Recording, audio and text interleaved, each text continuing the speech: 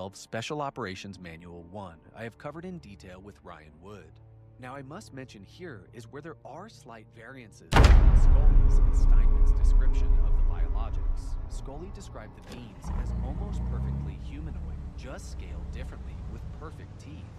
The retrieval process of the crashed disc at Aztec took up to 2 weeks. Helicopters certainly were unable to provide the necessary carrying capacity to retrieve the 99.9-foot disc. So how in the world was it extracted?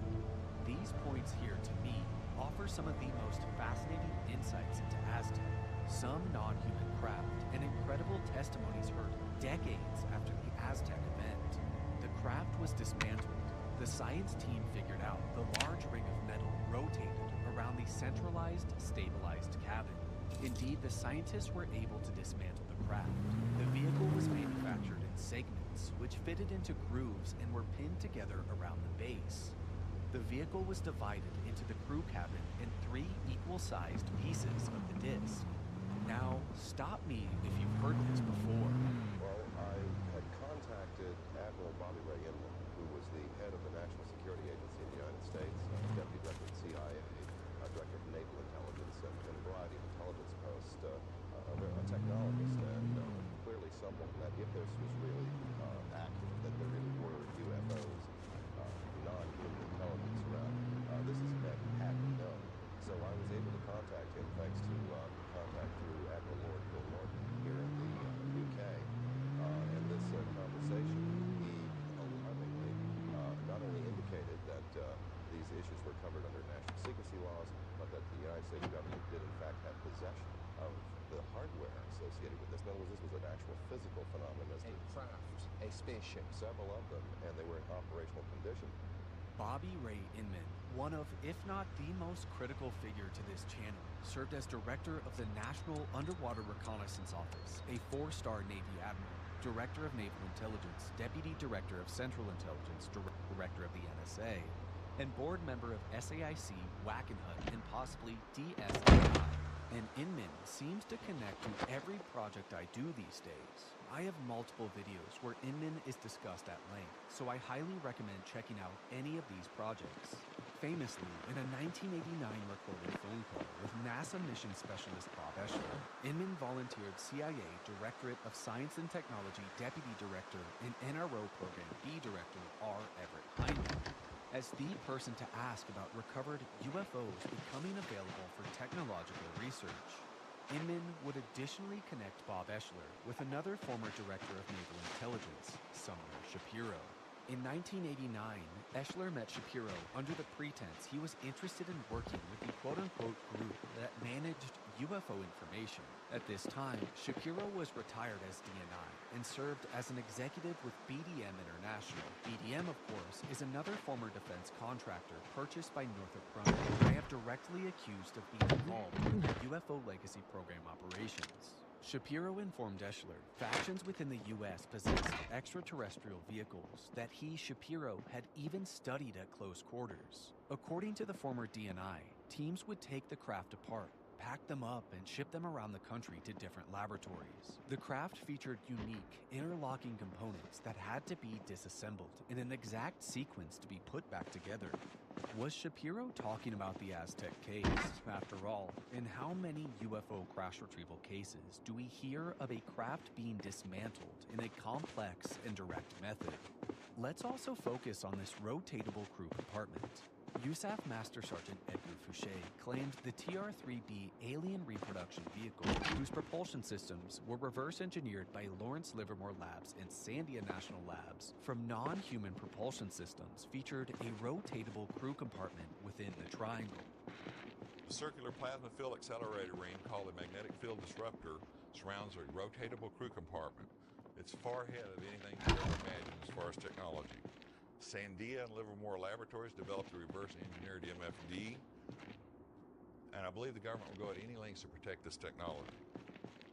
But you're not going to be able to build one of these from what I tell you. Anyways, after careful dismantling of the craft, multiple concrete pads, still available to this day, were constructed to assist 3 M25 Dragon Wagon tank transports, which were stored in New Mexico bases post-World War II. Indeed, the Ramseys were able to find Bureau of Reclamation records from 1948 discussing heavy earth-moving equipment, cranes, and lowboys being used to move concrete and steel structures in Aztec for the Mancos project. Mention of the Bureau of Reclamation possibly supplying equipment for moving of the Aztec craft gives us means to pause and reflect. Seen as in works prior, I have discussed tunneling contracts for tunnel boring machines under the Bureau of Reclamation, secretly engaging in clandestine operations to aid in the construction of deep underground military bases and their alleged connective tunnel systems.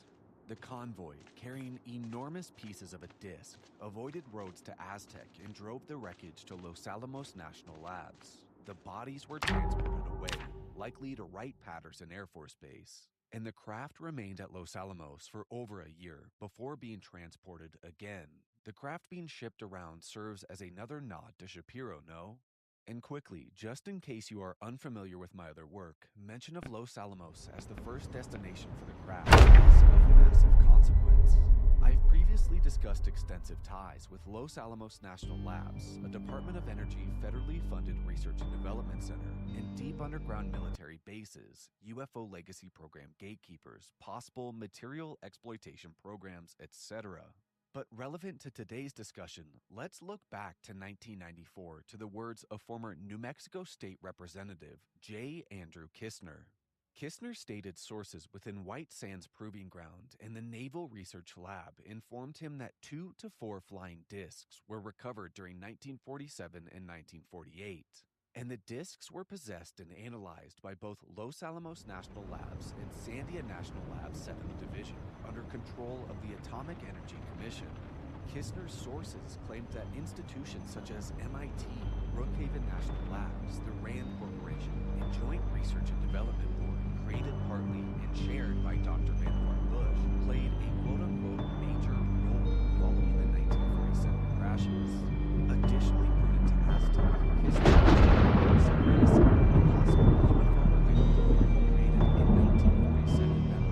specifically to track and report data acquisition on triangulated New Mexico sites. The New Mexico State Rep would even state his sources claimed presidential executive order signed in 1948 allowed the Atomic Energy Commission full custody of discs, with the National Security Council serving as program coordinator with support from the Air Force Systems Command, the Naval Research Laboratory, and Dr. Bush's Research and Development Board.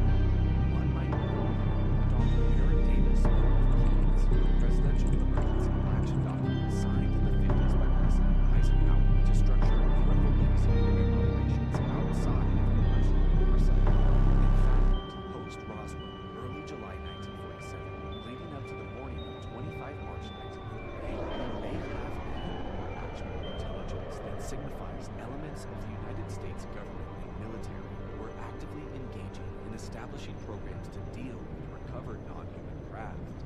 On 29 January 1947, Secretary of War Robert P. Patterson and Secretary of the Navy, original accused MJ-12 member and likely murder victim James V. Forrestal, established AFSWP, the Armed Forces Special Weapons Project. This AFSWP was tasked to manage nuclear weapons jointly staffed by U.S. Army and Navy. At this time, the AFSWP operated within Los Alamos and Sandia National Labs. As we know from the 2023 and 2024 UAPDA legislation, UFO data, materials, etc. have historically been misclassified as trans-classified foreign nuclear information under the 1954 Atomic Energy Agreement. This thread is indeed intriguing that possibly the AFSWP out of Los Alamos and Sandia handled the wreckage of both the Roswell and Aztec crashes and served as the foundation out of which the Atomic Energy Commission established a 1954 agreement to obfuscate and hide UFO data. But now that we have covered the basis of the Aztec crash, let's really start to dive in.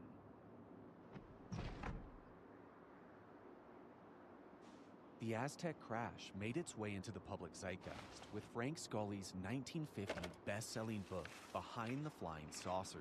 Though Scully had previously written about this incident in 1949 in 2 Variety magazine columns. Behind the Flying Saucers served as the second real book on flying saucers after Donald Kehoe's Flying Saucers Are Real. Scully's book truly served as the impetus for conversations between physicist and consultant to Vannevar Bush's Research and Development Board, Robert Sarbacher, and Canadian radio engineer Wilbert B. Smith that would ultimately lead to Canada's first two official programs on UFOs, Project Magnet and Second Story. We will expand on this much later in the investigation, and I also have an entire video on Sarbacher. But Wilbert B. Smith asking Sarbacher about Frank Scully's bestseller and how much of it was ultimately true led to one of the most fascinating memos of all time. Sarbacher informed Smith that not only the contents of Behind the Flying Saucers were fundamentally correct, but also that flying saucers exist. The subject of UFOs is classified in the United States even higher than the H-bomb, and efforts to capture and study UFOs were spearheaded by Vannevar Bush. Scully's book reported the Aztec incident as we discussed prior, besides the data from Steinman, which we identified. Scully also reported that up to 1950, there had been 4 such recoveries. Within the book, Scully suggested, based on his plentiful sources, UFOs operated on magnetic principles. And that finally brings us to Scully's sources, the linchpin of this entire video. Scully's source of the Aztec crash was one Mr. Silas M. Newton, a complicated, questionable, and intriguing character who requires ample time to investigate, as well as Mr. G, an amalgamation of up to 8 scientists. Newton claimed no first-hand experience with the crash retrieval, bar handling equipment retrieved, souvenirs claimed, and pieces taken from the crash. Newton's information came to him from his close, first-hand confidants, the enigmatic Mr. G. Indeed, a 1952 debunk on Aztec attempted to label Mr. G as just one man, including complicated real devour, but this is simply not the case. Using the work of Suzanne and Cloud Ramsey, as well as William Steinman, we will actually attempt to name as many of the Mr. G's as possible later in this investigation. After all, throughout the book, Scully would describe the collection of G's as having, quote, more degrees than a thermometer, end Open quote. this fucking Scully door! and Newton would take these names with them to the grave. Scully first heard of the Aztec event from Silas Newton, owner of the Newton Oil Company with a truly checkered past.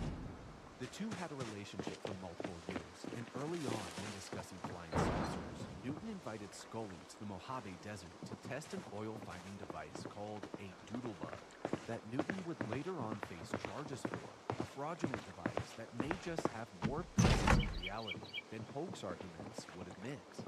Newton would introduce Scully to Dr. G, and Dr. G would tell Scully much of what we had covered today, the recovery being intact, Los Alamos retrieving the vehicle, the craft operating with magnetism, and that some sort of plastic pamphlet was found in the craft with symbols that were not successfully deciphered.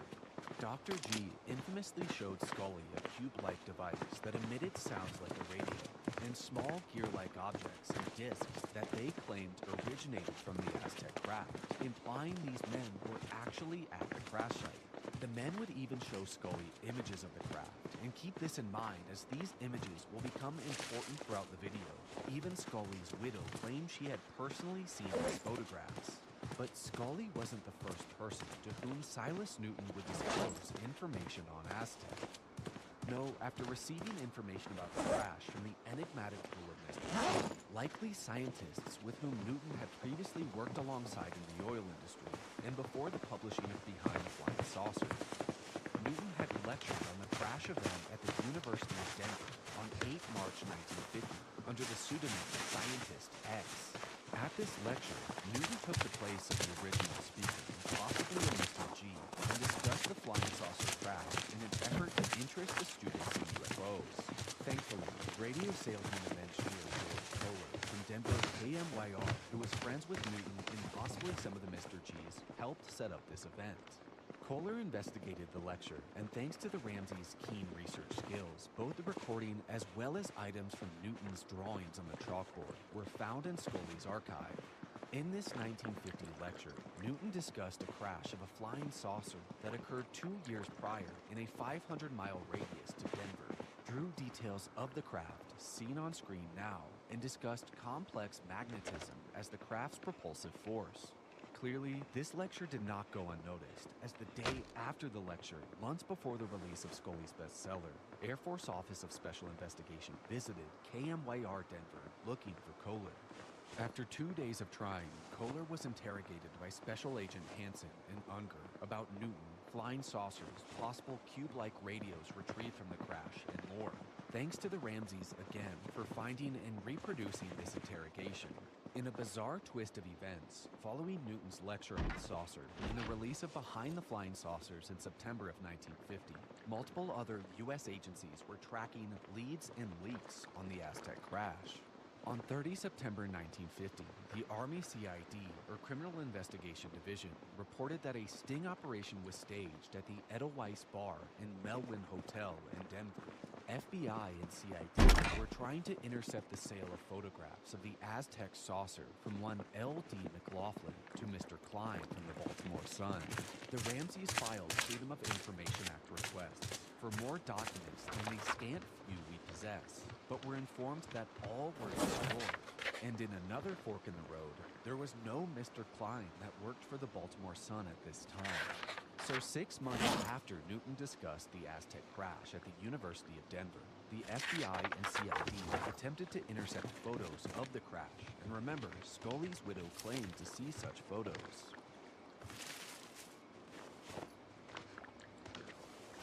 Shortly after the release of Behind the Flying Saucers, the case was at large labeled a hoax due to a September 1952 publication by San Francisco Chronicle writer J.P. Kahn.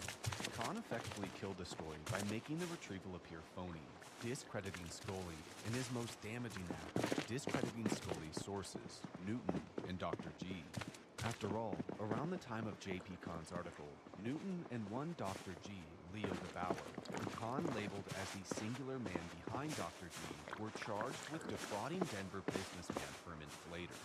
Around the use of an oil-finding device we discussed called the Doodlebug. This damning publication and context around Kahn, Newton, and DeBauer's charges are well worth our time and analysis, as there is far more here than meets the eye, including questioning the sourcing, methods, and honesty of the hero of the hoax, J.P. Kahn. To quote the Ramseys for decades, the 1948 Aztec crash has looked like this, quote, Frank Scully's story was going along great until a top-shelf journalist by the name of J.P. Kahn broke the big story of a bunch of con men who had robbed poor investors out of their life savings in a worthless oil scheme so that they were destitute and standing in bread lines. Thank God for J.P. Kahn. He saved the day by exposing these con men who were taking in money and never paying a dime back. These horrible con men were arrested and sent off to jail, and the Aztec story was nothing more than a fiction concocted by a bunch of bad and nasty crooks. End quote. While Newton is far from the only source and witness of Aztec, the story has largely been marred and labeled a hoax due to Kahn's damning piece on Newton. Predating Behind the Flying Saucers, Scully and Kahn actually shared history. In 1949, Kahn approached Scully when he got wind of the saucer story in Variety magazine. Kahn wished to capitalize off of the craze that was flying saucers. Kahn attempted to purchase the flying saucer story of the San Francisco Chronicle from Scully in a disgraceful lowball. The two failed to agree to terms, with Scully defiantly resting on his laurels of the validity of the story over any amount of money. Strangely, Kahn returned to the Chronicle claiming to his superiors that he and Scully had actually agreed to terms. During these failed business dealings, Scully had introduced Kahn to Newton at Scully's home. Kahn became almost obsessed with Newton and the Aztec story, following Newton to San Francisco to get a 1.5-hour meeting. We're coming in. Newton would write regarding a dinner with him. Quote, the talk was saucers, saucers. The theme of their talk was that I owed something to the world, and I should let the Chronicle guide me. End quote. Get inside! I am coming in whether you like it or not, Lasted punk. 1.5 hours. They wanted their great conservative paper to get to the bottom, document the whole thing, and if they thought it was true, then give it to the world, end quote. Ironically, Newton also said, quote, they would satisfy anyone that they would Open it! I am going in. Concerned, end quote. Kahn would fully Destroy turn the that story shit. pitch away from Scully towards Newton, wishing for Newton to assemble the entire roster of doctors for $25,000 in 1950. 1952 money and 50% royalties in any publication. Knock, knock, I am motherfuckers. coming in Open whether it. you like it or not, That during punk. these meetings with Newton, scientists showed him quote-unquote gears from the crash site. But dubiously, Kahn would steal one of these pieces to have it tested and determine the relic was simply common aluminum. Now, as it turns out, these pieces I'll from bust the that sausage door were now. Get inside. indeed copies. And while Newton and Scully had more than likely seen a real collection of items from Dr. G, the items in Newton's possessions were little more than replicas. This approach by Newton does make logical sense here. Recall in 1950, I am AFOSI coming in You whether better you get like ready, it or 'cause not, I'm coming in. punk. about parts of a flying saucer. Let's break dated in! from Newton's We need to University get of through. Denver lecture. And additionally recall how the FBI and Army CID are actively hunting Aztec photos. J.P. Kahn would, as a Aztec, label I one am mystery coming in item whether you like it or not, solely punk. I am going in. in oil fraud. So we move on to this criminal case that effectively shredded Newton, Scully, Dr. G, and Aztec. Let's go ahead and dive into Gebauer. Leo A. Gebauer was a Chinese-based physical scientist that specialized in magnetics. Gebauer was a known associate and friend of Newton, and one of the inventors, or first to harness the oil-finding devices infamously called the doodlebug. Now quickly, I have seen some reports that state Newton and Gebauer claimed the doodlebug operated off of non-human technology recovered at Aztec. I have never seen any of these statements from Newton, Gebauer, or Scully that claim this. In fact, the doodlebug seemingly has far more basis in scientific reality that we will discuss soon. In his debunked piece, Kahn defiantly stated Gebauer was the sole Dr. G, and Newton had informed him of such. The basis for this claim, none. Gebauer would continuously state in writing, sworn in court, etc., that he was not Dr. G. So Gebauer was not the Mr. G, but was he a Mr. G? This point is extremely interesting, as Gebauer may have been in fact one of the Dr. Gs, relaying information to Newton, but like everything with this story, nothing is so simple. In 1986, Steinman would suggest Gebauer and Newton for a targeted leak of information from none other than a real Dr. G, Majestic 12 member, and scientist on site for the Aztec crash, Dr. Carl A. Hyland. Dr. Hyland was the founder and owner of the Hyland Research and Exploration Company based in Denver. Hyland was born in Hamburg, Germany, attended the universities of Heidelberg and Hamburg, gaining his doctorate in the latter in 1923, destined for a career in geology and geophysics. Hyland came to the U.S. in 1935, where he worked as a professor of geophysics at the Colorado School of Mines and operated within the nearby oil fields. During his time in Colorado, Hyland worked alongside many of the scientists we will discuss in this chapter, and more than likely engaged with Leo Gebauer for work on magnetic detection devices, as well as successful Denver-based oil man Silas M. Newton. Some even suggest Hyland was originally the Scientist X, supposed to speak at the 1950 University of Denver lecture until Newton took his place. Researchers outside of Steinman have come to the same conclusion, such as one Richard Ogden, who wrote in his 1960s unpublished book that he deduced the field of scientists who could in fact be Dr. G, based on Solly's description, arrived at one Dr. Carl A. Hyland. After all, Scully would state one of the Mr. Gs lived in Denver and was able to fly to the Aztec crash site in 2 or 3 hours, and that Newton drove with him from Denver to Phoenix. But let's get back to Scully, Newton, Kahn, Gebauer, and the story of the court case. After failing to purchase the saucer story from Scully and Newton, being duped by the copy parts after stealing from Silas, and whether malice or ignorance falsely labeled Dr. G as one Leo Gebauer, J.P. Kahn acted on his vendetta to destroy the Aztec story, both on paper and behind the scenes. This can be confirmed in a 15 June 1952 letter from Scully to the attorney of Silas M. Newton, A. Brigham Rose. The letter discusses Kahn approaching Scully in 1949 when he got wind of Aztec from Scully's Variety magazine article. By 1951, Kahn had tried and failed repeatedly to purchase the story. Kahn quickly became obsessed with Newton and admitted to Scully he had stolen Newton's replica craft material and replaced it with slug.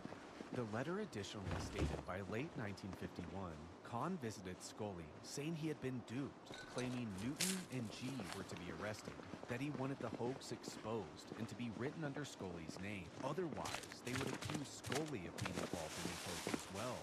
On 25 April 1951, J.P. Kahn wrote to J. Edgar Hoover, director of the FBI, regarding Silas Newton.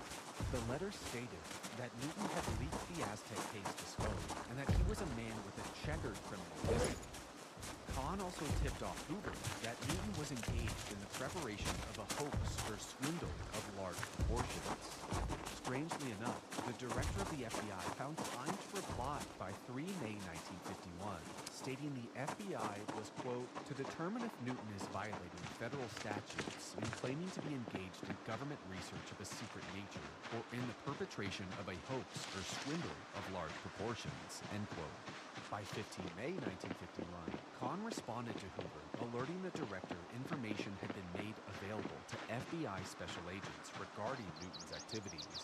Now, I find it extremely odd the director of the FBI would find time to reply to a San Francisco Chronicle writer within a month. Perhaps as FBI and CID were conducting sting operations to intercept Aztec photographs in 1950, the Bureau was keen to chase down any leads surrounding the Aztec case. After all, the FBI did have a bizarre file on Newton, written roughly 1 year prior on 31 March 1950. This letter, also written to Hoover, stated that allegedly a redacted name was told to have said to another redacted man, Silas Newton, aka Mr. X, had knowledge of a flying disc in recovered bodies. Some of the details are incorrect, of course. However, it is intriguing the FBI was already keeping tabs on Newton just a few short weeks after his Denver lecture on saucers. And just a few short weeks after, AFOSI interrogated the man who recorded the lecture, George Kohler. I also find it equally fascinating Scott and Suzanne Ramsey pried 289 pages of Silas Newton documents from the FBI, yet the Bureau claimed 100 plus pages were still unreleasable. The FBI did register multiple documents on Newton before Kahn got to them. One file dated 18 February 1941 reported that, quote, Silas Newton had a very substantial income, good character, good habits, and no record of lawsuit, collections, or bankruptcy. Both his companies were reputable concerns, and there was no indication of espionage activities, end quote. Now, of course, the time period of FBI and J. Edgar Hoover investigating Newton does encourage us to reflect on the 1950 Hoddle memo. On 22 March 1950, J. Edgar Hoover received an official memorandum from Washington Special Agent Guy Hoddle concerning information on flying saucers. The memo discussed information relayed to Special Agent R.H. Kurtzman by Police Special Investigator Carl Howe and his unnamed informant. According to the memo, an Air Force investigator stated 3 flying saucers had been recovered in New Mexico, measuring 50 feet in diameter with raised centers, manned by humanoid biologics that measured 3 feet tall, dressed in metallic cloth of a very fine texture. These saucers were apparently found in New Mexico due to high-powered radar setup in New Mexico interfering with saucer mechanisms. Until this memo was released fully redacted, many thought the source of this information was Newton. While the memo discussed crafts similar to Aztec, albeit off dimension-wise, it is intriguing to continuously hear descriptions of high-powered radar interfering with craft mechanics. Anyways, I digress. Kahn's outreach to the FBI was very successful. Kahn additionally located one Herman Flater, a Denver businessman who had a series of successful, poor, and speculative business deals. Flater had invested large sums of money in Get it open! Paid a pretty handsome royalties. I am coming in whether you like it Flater or was not, convinced punk. of making millions of dollars. Recall the doodle bug was a term used for an electronic sensing equipment device used to find oil, gas, water, and whatever else the inventor claimed to be composed with. Kahn told Flater, quote, You will never see a nickel in your investment because you, my friend, have been victim of a con artist, end quote. This quote was reported in Frank Scully's book, Armor Bright. Over his dealings with Kahn, Flater was convinced the two men should seek the FBI to pursue legal action against Newton. In 1951, Flater eventually wished, with the aid of the FBI, to file a criminal case against Newton and his compatriot of the doodle hustled out of $250 grand by the two men. Again, odd, as Flater was actively receiving royalties from Newton's successful oil fields. Flater would claim that every time Gebauer utilized the Doodlebug machine, he had positive results. However, every time Flater would use the device, nothing happened. Curiously, the FBI could not find one federal judge to entertain a federal criminal case in Arizona, Colorado, New Mexico, and Utah, all states in which Newton conducted business. Flater's attorney eventually went to a magistrate in Denver to prosecute the case locally, and charges were filed on 10 October 1952. The initial charges levied at Newton and Gebauer was, quote, interstate transportation of stolen property, end quote, which was defined as Newton transporting Herman Flater's personal checks across state lines to California to deposit them into his bank account. The next charges levied were quote-unquote worthless machinery, which led to the arrest of Gebauer in Phoenix and Newton in Los Angeles on 18 October 1952. Whilst building the case, the FBI found 32 of 33 of Newton and Gebauer's investors were quite pleased with their investments. Flater was the standout pressing charges. The trial started on 10 November 1953, and proceedings lasted until 29 December 1953, when Silas Newton and Leo Gebauer were found guilty of fraud.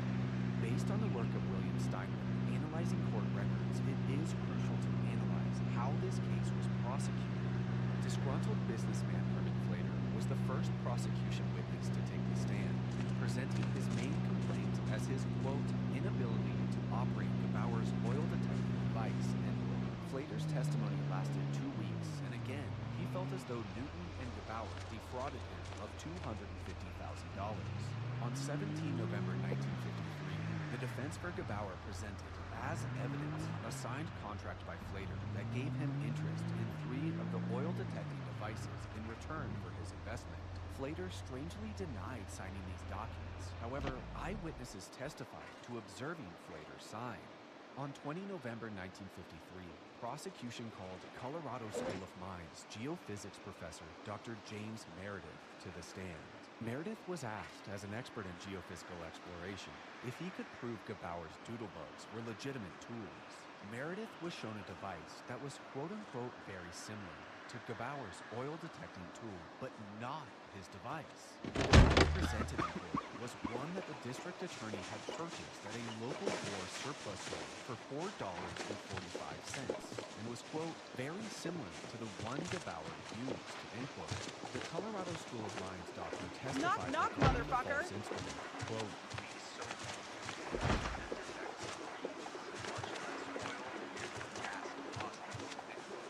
a second witness, this time a research engineer for the University of Denver, examined the same knockoff devices and testified that it, quote, couldn't find anything, end quote. Now, let's also take a look at the defense here. Defense attorney Melman served Flater with a subpoena, ordering Flater to produce a small health machine he supposedly produced and sold part interested to Silas Newton and Leo Gebauer. So in the same exchange of interest here to this court case, Flater was buying into the oil detecting device, but Flater was also trying to sell Newton and Gebauer on a nebulous, quote-unquote, health machine. The judge bizarrely decided that this health machine was not relevant to the case.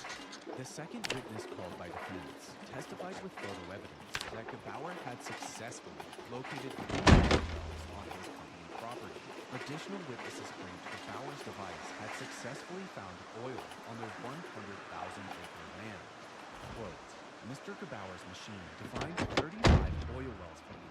Earlier this year, 1953, I sold 89% in one of these wells for $1.75 million, end quote, testified Oil Tejon Field ranch owner Horace Steele. Quote, I drilled 2 wells on my own initiative after Mr. Gebauer told me not to. On the basis of surveys taken by his machine, both of these wells turned out dry. I paid Gebauer $10,000 for the complete survey. It was worth every penny, end quote. Mind you, according to court records, J.P. Kahn was on the sideline assisting every step of the way with the prosecution of Gebauer and Newton. In a rather bizarre twist, on 18 December 1953, prosecution called Thor Severson, a Denver Post reporter. Severson had attended Newton's March 1953 university lecture on flying saucers. According to court records, Severson showed a now famous photograph displaying Scully, Newton, and George Kohler, and claimed, without evidence, this meeting conspiratorially discussed oil-detecting devices. The confusing trial of Newton and Gebauer eventually came to an end. The two were found guilty of fraud and faced up to 30 years in prison. But the case evaporated. The men were never sentenced and faced no fines.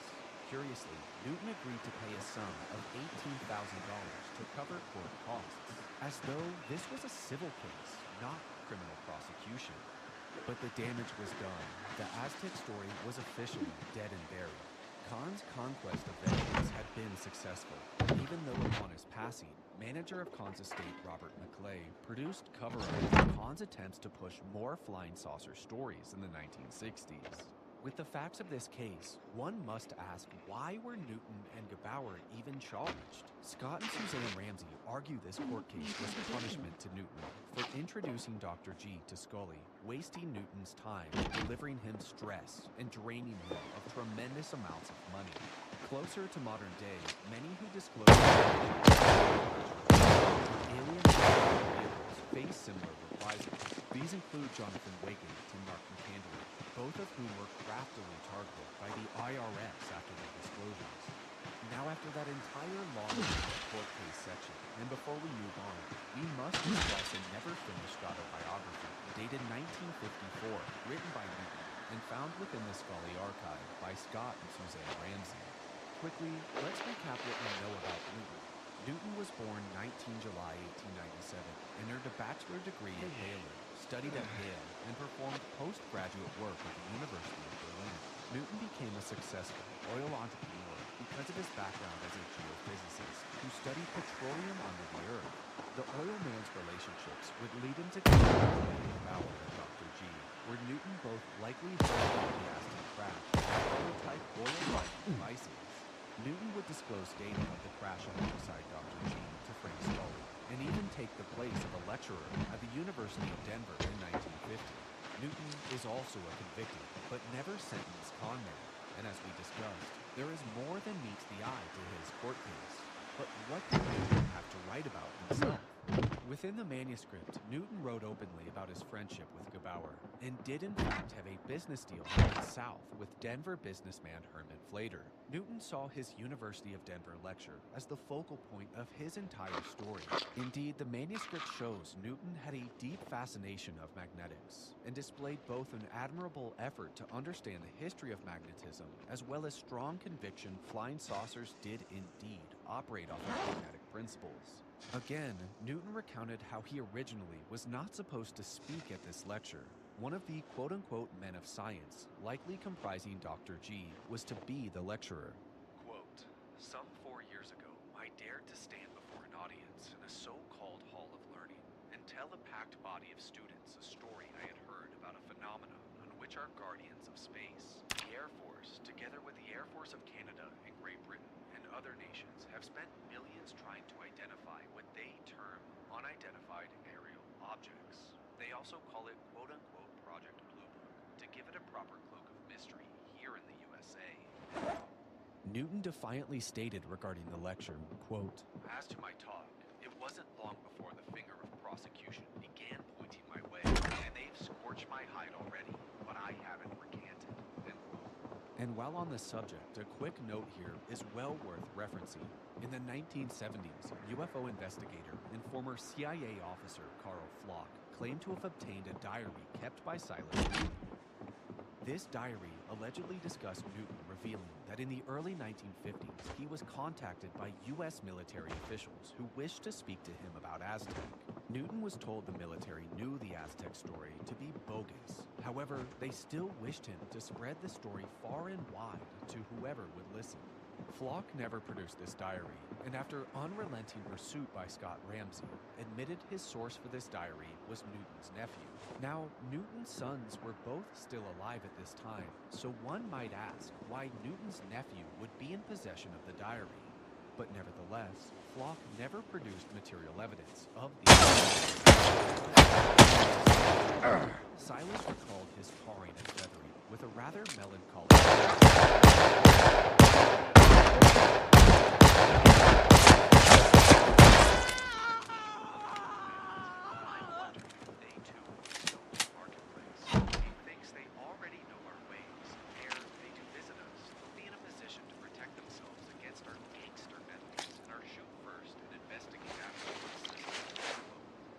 In the manuscript, Newton would discuss how Canadian radio engineer Wilbur B. Smith had his complete and unwavering admiration for studying flying saucer magnetic propulsion.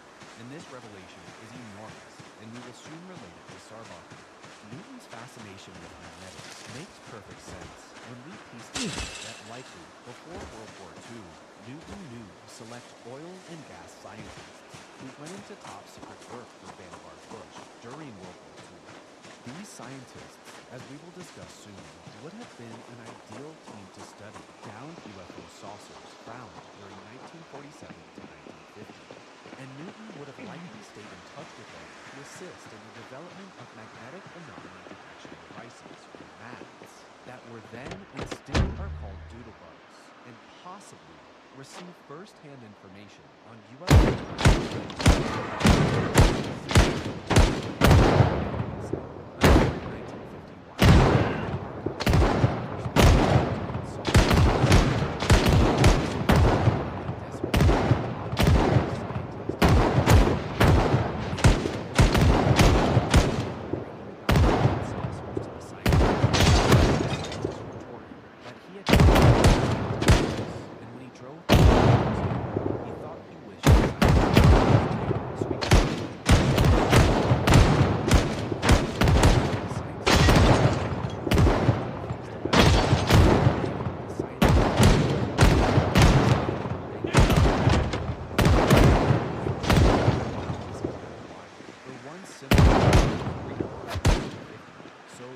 listen to Cyrus himself.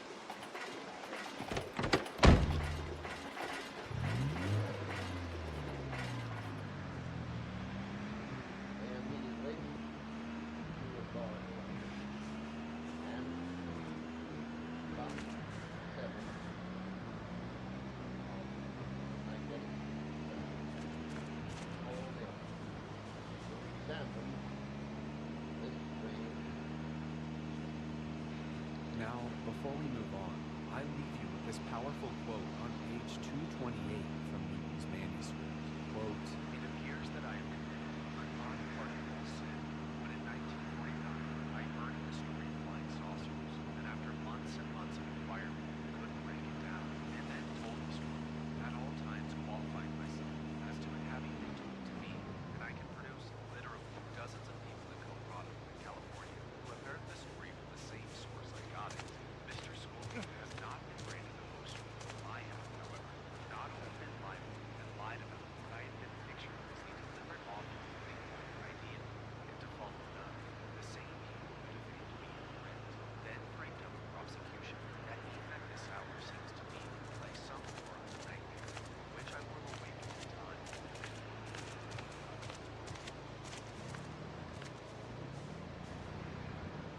Menzies and myself share the sentiment the trial of Newton and Gebauer was targeted retaliation for leaking information about the Aztec case.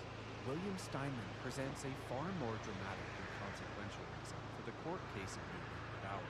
These conclusions will also lead us to discuss in depth the doodlebug, which may just be the linchpin of the whole case, tying in together Aztec, Mr. G, Newton, Scully, Gebauer, and possibly the Majestic 12. Recall how Steinman's investigation sources led him to conclude Dr. Carl A. Hyland was not only one of the real Mr. G's, but also an NJ-12 member and first-hand participant in the Aztec UFO crash. Dr. Carl Hyland owned the Hyland Research and Exploration Company based in Denver, Colorado. Steinman claims Hyland's business was quite familiar with devices used for detecting oil wells in water, and that Gebauer had even consulted with Hyland's company. Steinman's theory goes Hyland and Gebauer sought ways to test modified and developed magnetic aerial detection equipment for World War II anti-submarine programs, and thus the two engaged with oil man Cyrus Newton. In fact, Steinman argued Hyland and Gebauer were not only acquaintances, but also research compatriots. In his book, Steinman infers Gebauer and Hyland worked and lived together in 1935 in Antarctica for a U.S. government research project. According to the researcher, the two would later be involved with top-secret development of magnetic aerial detection, anti-submarine technology, and then post-war, adapt such technology back to underground oil, gas, water, and/or other detection. I should, however, note Steinman does not offer exhibits of evidence or context around these statements, so while I have no reason to doubt him here, we still cannot prove Hyland and Gebauer 100% worked and lived alongside one another. Furthermore, Steinman would also claim Gebauer worked at the Phoenix and Los Angeles division of Air Research Company. Recall how Air Research Company and its founder, Dr. Paul Sherman, a colleague of Vannevar Bush and member of the Research and Development Group, was allegedly called to action to provide freezing equipment to preserve the Aztec bodies. Another interesting connection that I find little to back up. However, it should be mentioned the Ramseys additionally stated Gebauer had served high positions within the Air Research Laboratories around 1946, according to Better Business Bureau records. But back to Hyland. Hyland was involved in early uses of the magnetometer for both geophysical exploration purposes and for detecting submarines during World War II. Steinman argued Hyland was the initial source of the Aztec leak, disclosing information, photographs, materials, etc. to Newton and Gebauer. When the Majestic 12, or whatever UFO legacy program entity, was controlling dissemination of information around this time found out, Hyland was forced to withdraw from the March 1950 University of Denver lecture where scientist X, Cyrus Newton, took his place. Quote, since Dr. Carl A. Hyland was considered by NJ-12 the unintentional source of the original security leak, they contacted him in private, briefing him on their versions of the courtroom trial, and suggested a way for him to make amends. They asked him to appear as an expert witness against Gebauer in order to disprove the authenticity of Gebauer's electromagnetic oil-finding devices. Hyland explained to his visitor that he could not do so with a clear conscience, and look Gebauer in the eye, knowing that they had both developed these devices together. End quote. This ultimately, according to the theory, led to Dr. James Meredith, a co-worker of Hyland at the Colorado School of Mines Geophysics Department, to testify against Gebauer with fraudulent devices. Recall how Steinman connected the doodlebug with World War II submarine detecting equipment. This is where our story gets incredibly strange, and perhaps there is more to the inappropriately named doodlebug than meets the eye. Remember, several witnesses testified in support of Gebauer and Newton that their device was indeed successful at finding oil or water deposits. Gebauer's device, if real, may have been an early iteration of a magnetic anomaly detection device, or MAD, and this device, like Steinman proposed, could have connected Gebauer and Newton to the Aztec saucer.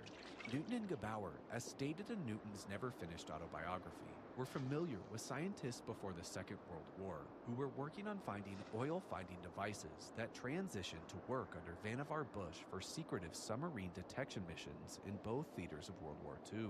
After all, according to Scully, the Dr. G scientists were quote-unquote top shelf and worked on secretive projects during the Second World War. Scully additionally labeled some of the Dr. Gs as working out the means by which Japanese submarines were detected by magnetic devices. So let's really pull on this thread here. In 1930, a company was founded by Dr. J. Clarence Karcher and Eugene McDermott called Geophysical Services, Inc. Quote, Karcher was an American geophysicist and businessman who invented the reflection seismograph, applying for patents in 1919. He eventually commercialized the process by which most of the world's oil reserves were discovered. McDermott was a geophysicist and pioneer of providing seismic services to the petroleum industry. The original GSI was founded in 1930 to offer the first ever reflection seismograph exploration services to the oil industry. End quote. In 1917, when John Karcher revealed his formula for calculating the depth of subsurface formations, he knew he had developed something very important. His discovery led to a plan for someday using seismic waves to map structures far below the Earth's surface. The oil-producing world would come to know the reflection seismograph as the instrument which fulfilled that plan. I do not think it is any stretch here to assume GSI sought I didn't prolific invite you and in here. successful Get oil out! men in the American Southwest, like Silas Newton, to test their groundbreaking products. By 1939, the founders of GSI started another company, which acted as GSI's parent company called the Colorado Corporation. The purpose here was to keep GSI in the reflection seismograph business, exploring oil and gas, whilst the Colorado Corps could continue to branch into new ventures. By 1941, Eugene McDermott, along with several key employees, purchased Get the GSI hell out from of here. Colorado Corp. Immediately following the attack on Pearl Harbor, GSI and the reflection seismograph technologies were recruited to secretive projects for anti-submarine warfare. The National Defense Research Council was setting up the organizations through which university and industry people were to be pulled together to tackle specific jobs in technology and design for the war effort. GSI had a hidden asset: its long experience in building sophisticated electronic equipment for its own use. This experience and Johnson's frequent trips to Washington led to some engineering and development tasks for the Army Signal Corps and a contract for airborne magnetic submarine detectors for the Navy. By 1942, GSI had become a DoD contractor in Navy war production engineering, specifically focused on using their technology for submarine detection.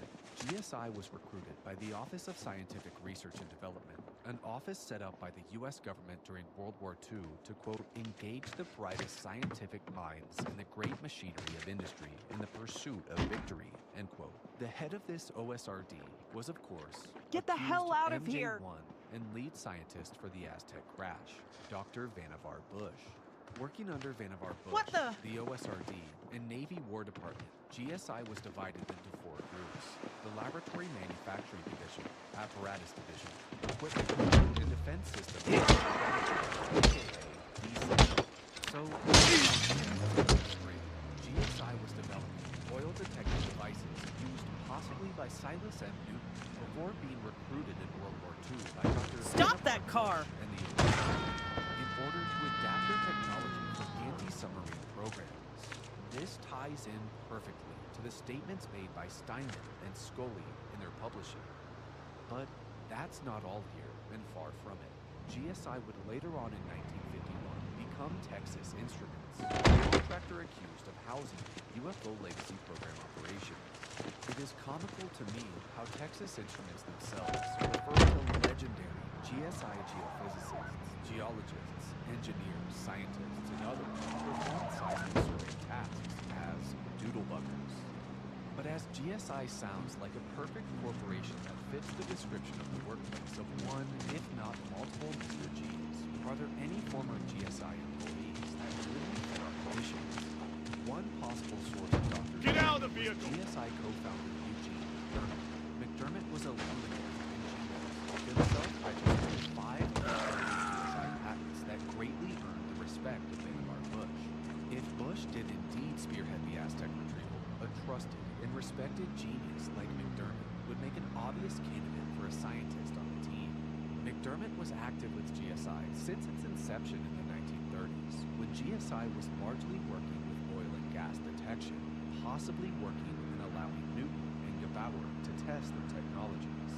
McDermott was revered by his employees, such as Cecil Green, who would go on to serve as president and chairman when GSI became Texas Instruments. In a comical statement relevant to the subject of UFOs, according to Green, McDermott had extreme skills in reverse engineering almost anything he was given.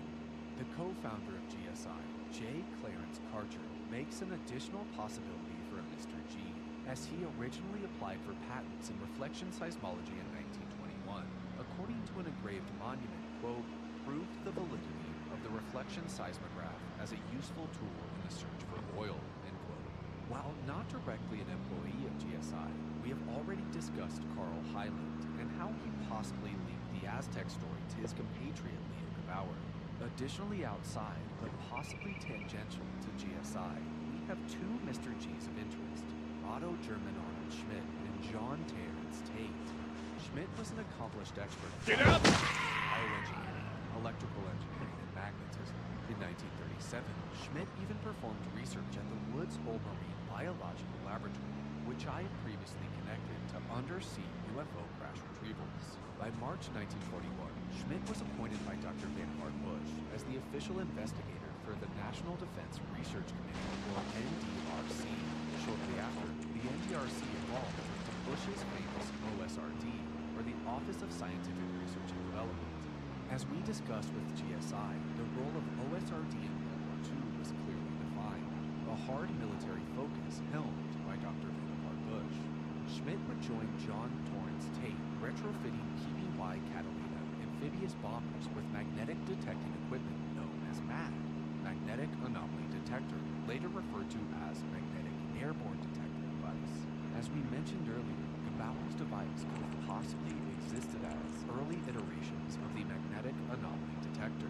However, conclusions drawn by the fantastic research of the Ramsays point specifically to John Torrance Tate as a likely Mr. G. Quote, he had more degrees than a thermometer, and had received them from such diverse institutions as the Armor Institute, Creighton University, and the University of Berlin. He is the scientist I have called Dr. G, end quote. Frank Scully, when discussing one of these scientists known as Dr. G. Tate earned his master's degree in physics and electrical engineering at the University of Omaha, nestled in Nebraska alongside Creighton University, and earned his doctorate at the University of Berlin. During World War I, quote, Tate and his colleagues verified the existence of discrete energy levels and showed that there was a difference in the amount of energy required to spur radiation and the amount of energy that is needed for ionization. This helped connect Bohr's theory and those of Heisenberg and Schrödinger in quantum mechanics, end quote. During the Second World War, Tate was recruited by Vannevar Bush to work for anti-submarine programs with the NDRC, which would later on become the OSRD.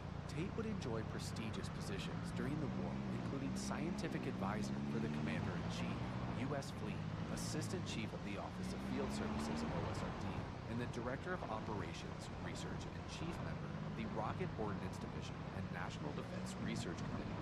In July of 2011, Scott and Suzanne Ramsey traveled to the University of Minnesota at Minneapolis to study archival material on Tate's life and work. Here they found evidence Tate had actually traveled to the Southwest at the time of Aztec. Quote, in front of a large audience, Tate stated that during a recent trip, he had experienced something that had changed his life.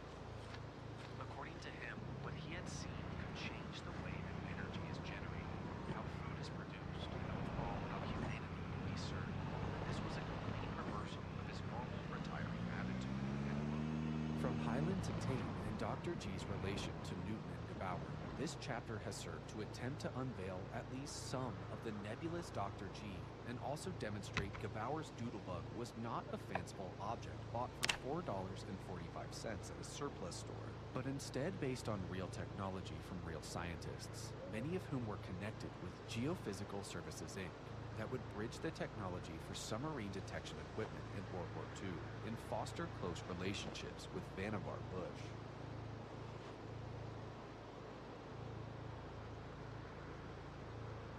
Thus far, we have discussed the Aztec crash according to our primary sources outlined at the start of this project. I do want to spend a little bit of time narrowing in on some of the work Steinman did in his 1986 epic, UFO Crash at Aztec, a well-kept secret. This enormous book only saw 1,000 copies printed, and as I stated at the beginning of this project, I have purchased a copy for high-quality scans for this video. In his book, Steinman revolutionized the Aztec case by mentioning the IPU MJ-12 and actually identifying the team of scientists he claimed were present for the crash recovery, including Vannevar Bush, von Neumann, Highland, etc. Now, as much as I love this book and want to praise it, Steinman remained throughout the book somewhat cagey about his sources and origins of information. Examples include definitive mention Leo Gebauer and Highland worked alongside one another without evidence, and involvement in the IPU without firmly stating his sourcing or rationale. So, as we have been doing, we must try and draw our own parallels and conclusions based upon the research presented. Steinman became intrigued with Behind the Flying Saucers after he once read about the Aztec case in Stringfield's UFO Crash Retrieval Status Reports 1 through 7. The researcher wrote his epic based upon the foundation the Aztec crash was true, but started back at square one to derive his own sources and methods. Viewers of my channel know I reference often and hold a great deal of respect for Steinman, a true researcher who admirably cold contacted many figures associated with UFO legacy programs and crash retrievals. The case portrayed by Steinman is remarkably similar to the case discussed by Scully, Newton, and several Aztec witnesses completely disconnected from the original Aztec reporting crew. So, no, Sean Kirkpatrick, there is no circular reporting here. The major difference in Steinman's reporting is how access was gained to the craft. Thus far, we have heard different testimony of oilfield workers to the recovery team exploiting an existing hole in one of the craft's portholes to open a doorway in the vehicle. Steinman's account states one of the accredited scientists on site observed a knob-shaped protrusion with a button in the middle through one of the craft portholes. The unnamed scientist thus ordered for the team to pick up hammers and beat the porthole glass out. Then we return to what we have heard already, where the team used a long pole to poke around in the craft and eventually open it. Intriguing to me in this passage here is Steinman's reporting Bush's team attempted myriad solutions to disassemble the enormous craft for removal, cutting torches, diamond drills, diamond cutting saws, and more, but no device would fix the metal, let alone penetrate the material. Quote, finally, one scientist, after a very thorough examination, found a place on the inside where there was some sort of interlocking key device. When he pulled on the device, a seam opened up on the ship at that particular location from top to bottom. He continued around the ship and found several of these devices at equally spaced intervals. Here was the key to disassembly problem that they had been looking for, end quote. Again, I am strongly reminded of the words of Director of Naval Intelligence and BDM board member Sumner Shapiro. In his work, Steinman professed to contain knowledge of personnel brought in to study the craft over a year after its recovery, but unfortunately, he did not detail where and how he obtained this data, but it is nevertheless worth the time to study. Steinman stated a little over a year and a half after the recovery, November of 1949 to be exact, Dr. Eric Henry Wang was called onto the project. Now, does this name sound familiar to anyone? Wang worked as a consultant to the Wright Air Development Center on aerodynamic metallurgical design for the Structure Division and served on the staff for the University of Cincinnati. Wang was also one of the key scientific figures mentioned along the 1953 Kingman, Arizona crash retrieval. I previously made a video on Kingman, one of my all-time favorite crash retrieval events, and of course, Wang was mentioned. You know, David gave them first-hand direct information from his sources of where to look, where to find the spacecraft. Yes. Where to literally go and open the door. Oh, by the way, there's a spacecraft recovered from Aztec. Yeah. Open this door. Oh, yeah, that's the one from Kingman. If Wang really was involved with Aztec, perhaps his efforts to understand the craft were indeed successful, seen as during Kingman while spearheading the Office of Special Studies at Wright-Patterson Airfield. Wang was suspected of leading the reverse engineering team on the crashed non-human craft. As I said in my Kingman video, which still holds true, Wang has proved exceedingly difficult to track down, almost as if he was erased from public record. All I can prove with Wang is that he was indeed the head of the Office of Special Studies at Wright-Patt and involved with Operation Upshot Knothole, the nuclear test thought to have been the impetus of the Kingman's Crafts crash. All the way back in 1986, Steinman understandably found difficulty digging up info on Wang, thus believing the Majestic 12 wished to keep their prize scientist off public record. Steinman was able to wrangle up tiny references to Wang, his obituary for example, in the April 1961 edition of Mechanical Engineering magazine. The obituary shed more light on this enigmatic figure possibly connected to Aztec and Kingman. Wang hailed from Austria, and after earning his degrees and teaching in Cincinnati, Ohio, Wang began work on secret government projects in 1949 at Wright Development Center. In 1956, Wang's department was moved to Sandia Laboratory Complex at Kirtland Air Force Base, where he remained until his death. Remember, Sandia and Kirtland are two of the most critical names in my research on UFO Legacy Program operation locations. Admirably, Steinman contacted an individual in Albuquerque who knew Wang very well. The individual was mentioned only by the name MW. MW stated Wang's personal papers were all confiscated by military intelligence upon his death, placed behind lock and key of a highly secretive section of the library at Kirtland Air Force Base. Wishing to discuss saucers off a line that was likely being tampered with, Steinman and MW planned to exchange letters. Steinman never heard back from MW, but did notice his mail being tampered with and a tracking device stuck to his van. Unfortunately, the enigma that is Dr. Eric Wang persists today. Who was Wang? Was he called in to assist with the Aztec crash in regards to study and duplication? And did he spearhead the 1953 Kingman crash recovery?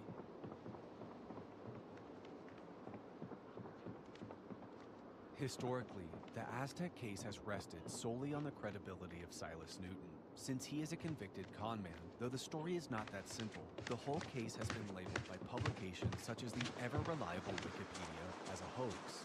But are there eyewitnesses to the crash? Are there individuals who touched the disc or perhaps participated in the retrieval firsthand? Well, thanks to the tireless work of Steinman and the Ramseys, yes indeed, we do. And let's briefly explore a few here. Valentin Archuleta initially disclosed his testimony to William Steinman in 1982 under the pseudonym V.A. Archuleta served in World War II and was deployed to the harrowing Eastern Theater in the Philippines. Archuleta was captured, but miraculously survived the horrific Japanese POW camps. After the war, Archuleta served as a rancher in Aztec, New Mexico. Valentin claimed early one morning between 1948 to 1950, he was out performing his usual chores. The rancher heard a large explosion. Looking in the direction of the sound, Archuleta observed a huge disc-shaped craft, larger than his house, with a dome on top, passed within 200 yards of him overhead. This disc appeared to be in trouble, skimming as low as 100 feet over the ground, and wobbled as it careened overhead.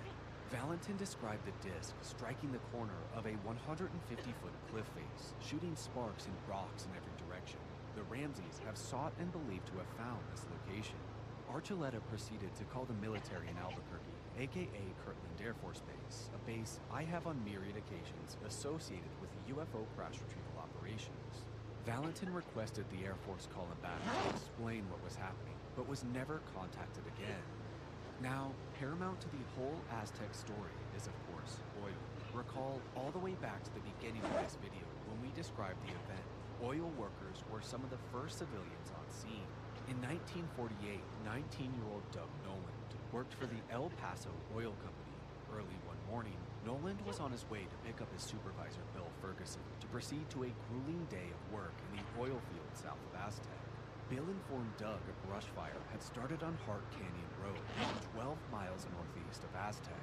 Since this fire was supposedly burning near some of the company's oil drip tanks, the two dispatched towards the area. Arriving to the tanks, Bill and Doug were greeted by several other oil workers already on scene to investigate.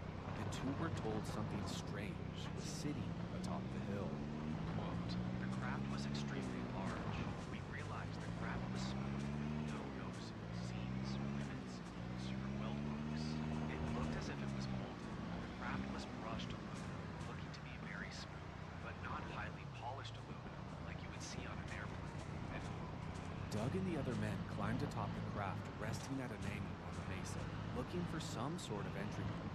The men found a small porthole-type feature atop the dome. Quote, "The windows or portholes looked like mirrors until you would get closer. Then you could see right through them." End quote. Just as the Aztec story goes, Doug stated one porthole featured a hole no bigger than the size of a quarter. Inside the craft, Doug would claim to see two bodies, quote, slumped over what appeared to be a control panel of sorts, end quote. Quote, "By the time the local law enforcement showed up, Bill, who was ignoring the orders to stay away from the craft, was trying to poke around the craft with a firewall or something he pulled off one of the trucks. Soon, he hit something, and a door or walkway appeared. Some of us had to look inside and see what else was in there, and if anyone was in need of help." End quote. The small bodies inside were charred a dark brown, likely burned to a crisp, but the craft's interior was undamaged. Doug described the disc as 100 feet across, describing the craft as having a very thin cross-section, only 18 to 20 feet high, and very thin at the edges. Doug did describe some strange markings on the outer edge of the craft, gold color rings, 3 if I remember correctly, that ran around the entire outer edge of the disc, end quote.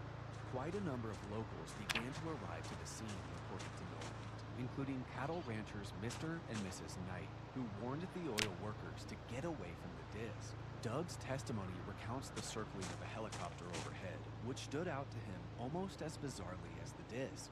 A law enforcement officer, now identified as Manuel Sandoval from the nearby Cuba, New Mexico, arrived on scene, claiming he had followed the low-flying disc in a northerly direction. Similar to Archuleta, Sandoval described seeing the craft as wobbling and fluttering like a leaf. The policeman quickly took initiative, ordering locals off the craft. More men, including a local officer, pulled to the scene who informed Sandoval the military was well aware of the craft and that everybody should leave the area at once. The military eventually showed up. In Doug's words, in a very big way, Doug was impressed with how fast the uniformed men showed to scene.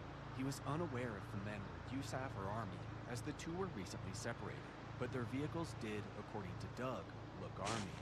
Now, these men were not young guys, according to Doug's eyes. They appeared seasoned, assertive, and well-trained, possibly IPU, if Steinman's theories are correct.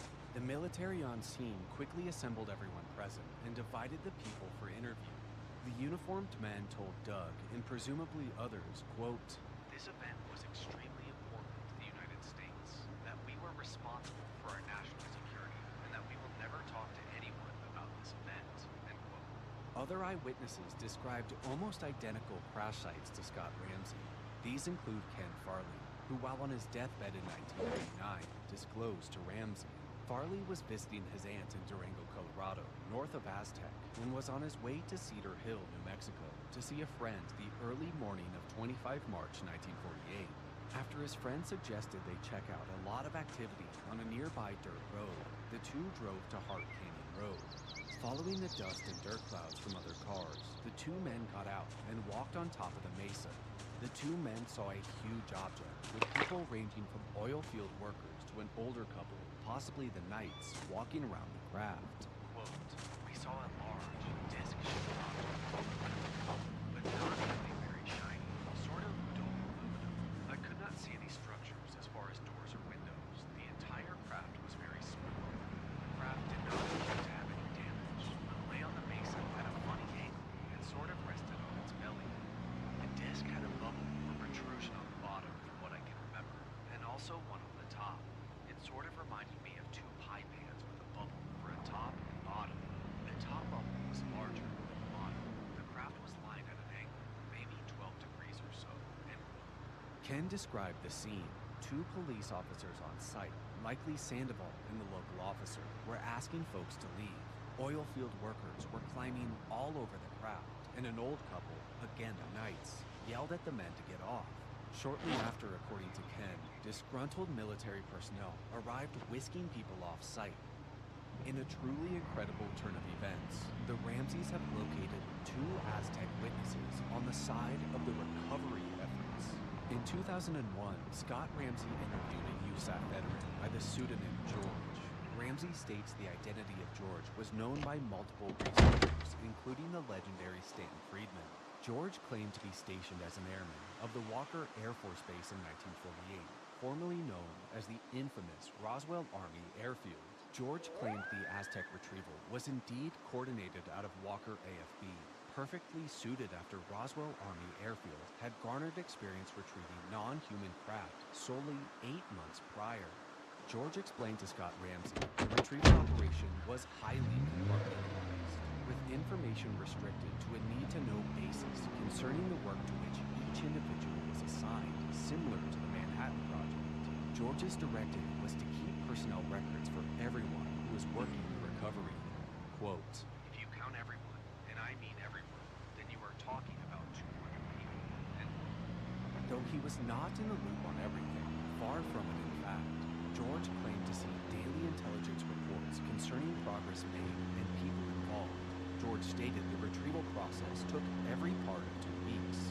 Quote, look, you have a large group of highly trained people that are doing an extraordinary project. We keep records to show you maybe in Florida, maybe even have you in the infirmary for a sprained ankle from playing volleyball, a sprained back from bowling alley. Do you get my drift? See, now years later you write about, oh, say you worked on this, you worked on that, and the Air Force says, yes, he was in Florida that month and we can prove it. Here is his medical file. He was treated for a sprained ankle that week. Now do you see how it's done? End quote. now of course if you've been paying attention, there is an issue here. If Dr. Carl Hyland was indeed present at Aztec, George failed his duties as the Ramseys were able to place Hyland in the American Southwest at the time of Aztec. George recalled the Air Force, based out of Walker Air Force Base and Army 5th Base out of Colorado, as well as a few other select bases or locations were involved in the crash, and recalled how Steinman stated the U.S. Army Interplanetary Phenomenon Unit arrived to the Aztec crash from Camp Hale, Colorado. And while we're here, let's reference back to the U.S. Army CID/FBI sting operation conducted in 1950 to purchase Aztec crash photographs. Far removed from Newton, Scully, or any of the main characters in the Aztec case, official memorandums discussing the sting reference the 5th Army Intelligence Division Regional Office being involved in receiving information and interviewing witnesses surrounding the sting. George claimed the personnel involved in the recovery were highly trained and seasoned, similar to the IPU claims of Steinman and eyewitness testimony of Doug Noland. Quote, look, they had the recovery back in 1947. They blew it. They put the thing out, tried to cover it up. From that time on, no screws. We can take this away from George's testimony.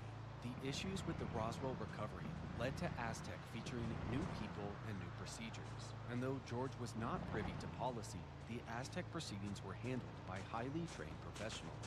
He had no direct knowledge, but George wagered the craft was taken to Los Alamos. After the event, George noticed a tremendous amount of equipment at the then Atomic Energy Commission lab, including flatbed and low-grade trucks. Interestingly, George also claimed to see photos of the power. As of course did Scully's wife, and as we know, elements of the U.S. DoD and IC were interested in intercepting such images.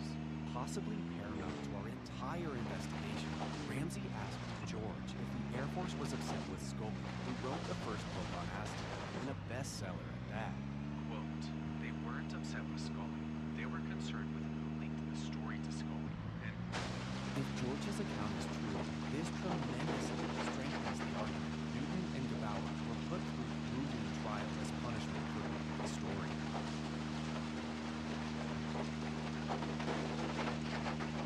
Tangential to our story today, but just as Aztec was born from Scully's Behind the Flying Saucers, so too did the book give rise to the testimony of one of the most critically overlooked characters in all of UFO lore, Dr. Robert Sarbinder.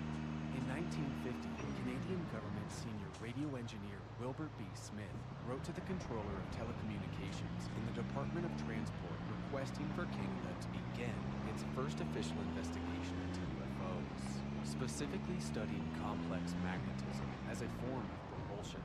This document was never supposed to be public.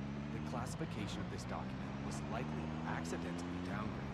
The document was classified top secret until 15 September 1969 and remained largely hidden until UFO researchers Arthur Gray and Stanton Friedman obtained a copy in In this letter, Smith made 3 astounding claims told to him by a source within Washington regarding right there! Is the most highly used substance in the United States, higher even than the age of 2. Flying saucers exist. 3. Concentrated efforts made by a small group headed by Dr. Vannevar Bush. And 4. The entire matter is considered by the United States of tremendous significance. Wilbert Smith, a man whom Silas Newton shared a tremendous amount of respect for, would go on to spearhead Canada's first 2 UFO programs, Projects that son of a Magnet bitch. and Second Story. Smith was possibly even exposed to technologies of unknown origin by U.S. government officials, but of course, that is not our story today. The source of Wilbert B. Smith for this profound memo: 1. Dr. Robert Sarbacher. Sarbacher served as a respected physicist and consultant to Vannevar Bush's and the DoD's research in the 1950s under the Truman administration. The esteemed Harvard graduate and student of Einstein served as the founder and dean of Georgia Institute of Technology, director of research at Webb Labs, scientific consultant to the U.S. Marines, and as mentioned earlier, involved in the Joint Research and Development Board. Sarbacher's research specialized in remote-controlled rockets, though, curiously, Sarbacher has largely been wiped from the annals of history, similar to Dr. Eric Henry Wang. On 15 September 1950, Wilbert Smith interviewed Robert Sarbacher. Smith stated he had read Scully's Behind the Flying Saucers and wished to know how much of the book was fact, to which Sarbacher replied, quote, "The facts reported in the book are substantially correct," end quote. The two would discuss magnetic propulsion systems behind UFOs before Smith's source would inform Smith of the shocking points made in the 1950 memo. Beginning his research on Aztec, after being struck by Behind the Flying Saucers, William Steinberg quickly attempted to track down Robert Sarbacher. The accomplished physicist stated he himself had no association with any of the people involved with UFO crash recoveries and had no specifics on dates of successful recoveries. However, Sarbacher had been invited to participate in several discussions regarding recoveries whilst consulting with the R&D board, but was never given access to personally attend. Sarbacher still did attest meetings regarding UFO crash retrievals were held by the Military Research and Development Board at Wright-Patterson Air Force Base, and involved figures such as John von Neumann, Vannevar Bush, and Dr. Robert Oppenheimer, 3 key U.S. scientists and 3 figures linked to the Aztec crash. Though he did not receive materials or photographs, Sarbacher had been privy to UFO crash reports during his official Pentagon duties. In the direct words of Sarbacher, quote, The only thing I remember at this time is that certain materials reported to have come from flying saucer crashes were extremely light and very tough. I'm sure our laboratories analyzed them very carefully. There were reports that instruments even operating these machines were also very sufficient to withstand the tremendous deceleration and acceleration associated with their machinery. I remember in talking with some of the people at the office that I got the impression these quote-unquote aliens were constructed like certain insects we've observed on Earth, wherein because of the low mass and inertial forces involved, the vibration of these instruments can be quite low. I still do not know why the higher order classification has been given, and why the denial of the existence of these devices. End quote. Obviously, Sarbacher's described lightweight materials closely resemble the metals described from the Roswell and Aztec wreckage. And we do, of course, have a possible paper trail of custody here. As in my video on Battelle Memorial Institute, I discussed the contractor receiving pieces of the Roswell wreckage to test on the now coveted material used in many industries such as aerospace and medical, nitinol. However, Sarbacher's description of biologics do somewhat differ here. Certainly, the biologics described in Aztec and Roswell sound far more humanoid than insect, but this could attest to the likelihood multiple non-human species have visited and crashed on the planet. As we continue, I would strongly suggest reading the book by Grant Cameron, UFOs, Area 51, and Government Informants. On a future unknown date, Steinman would write to UFO researcher Grant Cameron. The letter would discuss friend of Cameron and Steinman, the legendary Stanton Friedman, had also tracked down Sarbacher in 1983. According to Sarbacher, quote, I did not attend the meetings at Wright Field concerning the recovered saucers, but there was one person who attended all of the meetings. I can't remember his name. He wrote a book on electrical engineering, was a member of the RDB, and was the head of the electrical engineering department at a university in Pennsylvania, end quote. Based on this statement, Steinman did some digging on his own volition and derived a name. Steinman received direct confirmation of this name, another one of the most under-discussed names in all of UFO lore and usual of this channel. One Dr. Eric A. Walker. I'm sure he needs no introduction here, but let's, alongside Sarbacher, discuss Dr. Eric A. Walker. The genius that was Dr. Walker was born in 1910. He received his BS in engineering in 1932, MBA in 33, and his DSc in 35, all from Harvard University. In his early professional years, Walker would teach mathematics and electrical engineering at Tufts College. Walker would then join the University of Connecticut, where he taught electrical engineering and initiated courses for a special war training program. It is widely thought that here is where Walker met Dr. Vannevar Bush and likely became initiated into UFO programs. During the Second World War, the doctor would join the underwater sound laboratory, where he would quickly find himself in charge of ordnance, specifically weapons. The accomplished scientist's studies in underwater sound lab led to the creation of the Human Torpedo, which saw Walker be awarded with the Naval Ordnance Development Award and a Presidential Certificate of Merit. By 1944, Walker would join Vannevar Bush's Office of Scientific Research and Development, and by 45, Walker would join Penn State University, which he would later become president of. It was at Penn State, at the behest of the Navy, Walker would create the Applied Research Laboratory, now a DoD-designated U.S. Navy UARC, or University Affiliated Research Center. Now, I talk in extreme detail in most of my projects about UARCs and their semi-private corporate counterparts, FFRDCs, federally funded research and development centers, involvement in UFO legacy program operations, so reference any of these projects for more on that topic. Recall how Sarbacher said in 1950, as consultant to the Defense Research Board, UFO crash retrieval meetings were held at Wright-Patterson by the R&D Board, spearheaded by Vannevar Bush. Well, in that same year of 1950, Walker sat on the R&D Board and would later go on to serve as its executive secretary from 1950 to 1952. Indeed, Stanton Friedman's sharp eye uncovered an early 1950 document from the Department of the chairman of the U.S. Communications Intelligence Board, USCIB. The subject of this document is, quote, Indoctrination for Special Intelligence for Mr. Eric Arthur Walker, end quote. Walker would go on to assist in many DoD and IC projects, including Project Azorian in 1972, to recover the sunken Soviet submarine K-129 at the behest of the National Underwater Reconnaissance Office. Now this is interesting, as I have directly connected the vessel used, the Glomar Explorer, in a highly secretive neural to undersea UFO crash retrieval operations, and I highly recommend viewing that project. Throughout the 1980s, the name Dr. Eric A. Walker was kept secret by select UFO investigators, such as Stanton Friedman and William Steinman, in hopes the doctor could be convinced to publicly disclose his involvement in UFO crash retrievals and material exploitation programs. William Steinman first reached out to Dr. Walker on 19 March 1948. Walker's response was bizarre, to say the least.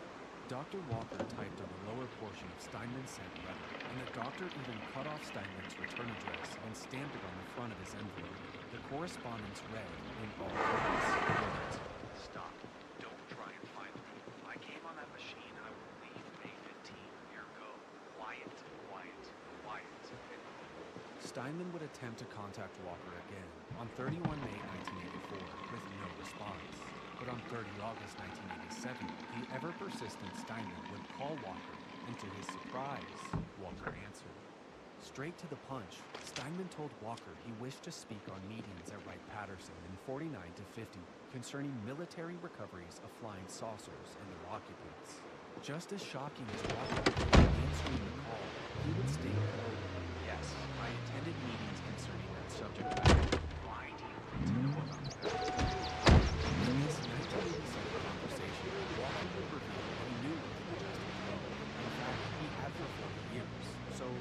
back to 1947, then gave Steinman a bizarre reference to Don Quixote, quote, I believe that you're chasing after windmills and fighting with windmills. Walker told Steinman the researcher's efforts were futile, but still the doctor would see if he could wrangle up any of the 1950 Wright-Patterson notes. But to this day, I have heard nothing of these notes making their way to the public. Now I know I'm spending a significant amount of time on Walker and Starbucker, but the fact behind the flying saucers containing the Aztec story led to the discovery of two of the most critical and understudied individuals in the subject as paramount to our investigation. Several UFO researchers would approach Walker in the late 1980s, but few were able to speak with him. In conversations with Henry Ozadehel, aka Armin Victoria, Walker would reveal he was present for the 1965 Kecksburg, Pennsylvania UFO crash retrieval, an all-time favorite case of mine. Walker would tell Victorian, quote, Only a couple people are capable of handling this issue. Unless your mind ability is like Einstein's or likewise, I do not think you can achieve anything, end quote. Walker would even bring up ESP, extrasensory perception, stating, quote, How good is your sixth sense? How much do you know about ESP, unless you know about it and how to use it? You would not be taken in. Only a few know about it, end quote. Believe it or not, we could spend another 2 hours here on Walker and cover perplexing coded letters returned to Steinman, 1988 conversations with T. Scott Crane stating Walker would no longer speak on UFOs, and much more. What secrets could Walker have possibly held onto regarding Aztec? I wager many, as Walker joined the DRB 1 year following the incident, 1949.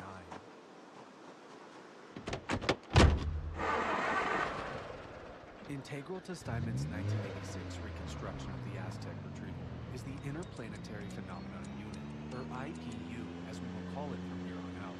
I have discussed the IPU many times before, including speaking on the documents with Ryan Wood, who has served alongside his late father, Dr. Robert Wood, as the premier researchers attempting to authenticate or disprove the Majestic 12 documents. Since the IPU is so integral to piecing together the retrieval, let's spend some time reviewing the infamous Interplanetary Phenomenon Unit. Now, frustratingly, Steinman never presented strong evidence for why IPU, stationed out of Camp Hale, Colorado, was the on-site military team securing the craft and crash LZ, only reporting the word from sources. Steinman was, however, one of the trailblazing researchers to prove the IPU's existence. Like just about everything related to Majestic 12 or UFO crash retrievals, IPU is not without controversy. Researchers such as Brad Sparks and Kevin Randall have professed quote-unquote truth about the IPU, claiming this unit was no more than the input processing unit of Army Intelligence, later Army AFSTC, Foreign Science and Technology Center. Basically, IPU was the incoming documents mailroom for Army S&T Sputnik in the 1960s space era. Sparks claims the IP moniker has been misrepresented as interplanetary phenomenon because the real unit to him did handle the receipt and forwarding of UFO reports. FOIA documents we will discuss have labeled the IPU as existing through quote-unquote institutional memory. Sparks believe this is because Army FOIA officers have simply misremembered around the IPU. Now, I find great fault in this reporting and very little research of substance. But now that we have addressed the IPU counterpoints, let's begin to dive in. We will primarily address the work of Robert and Ryan Wood, as well as UFO researcher Anthony Cornelia here. Please check out their respective sites, majesticdocuments.com and ufoexplorations.com. In 1980, the late Richard Hall, associate of MUFON and NICAP, filed a Freedom of Information Act request with the U.S. Army requesting information concerning Army intelligence records relating to UFOs. It is unknown and debated if Hall actually said the words Interplanetary Phenomenon Unit in his FOIA letter. Hall was advised by Colonel William Gould, Director of Army Counterintelligence, that, quote, Please be advised that the Interplanetary Phenomenon Unit of the Scientific and Technical Branch Counterintelligence Directorate was disestablished in the late 1950s and never reactivated. All records pertaining to this unit were surrendered to the U.S. Air Force Office of Special Investigations with Operation Blue Book, end quote. Fast forwarding to 1984, we find Steinman conducting similar FOIAs for IPU.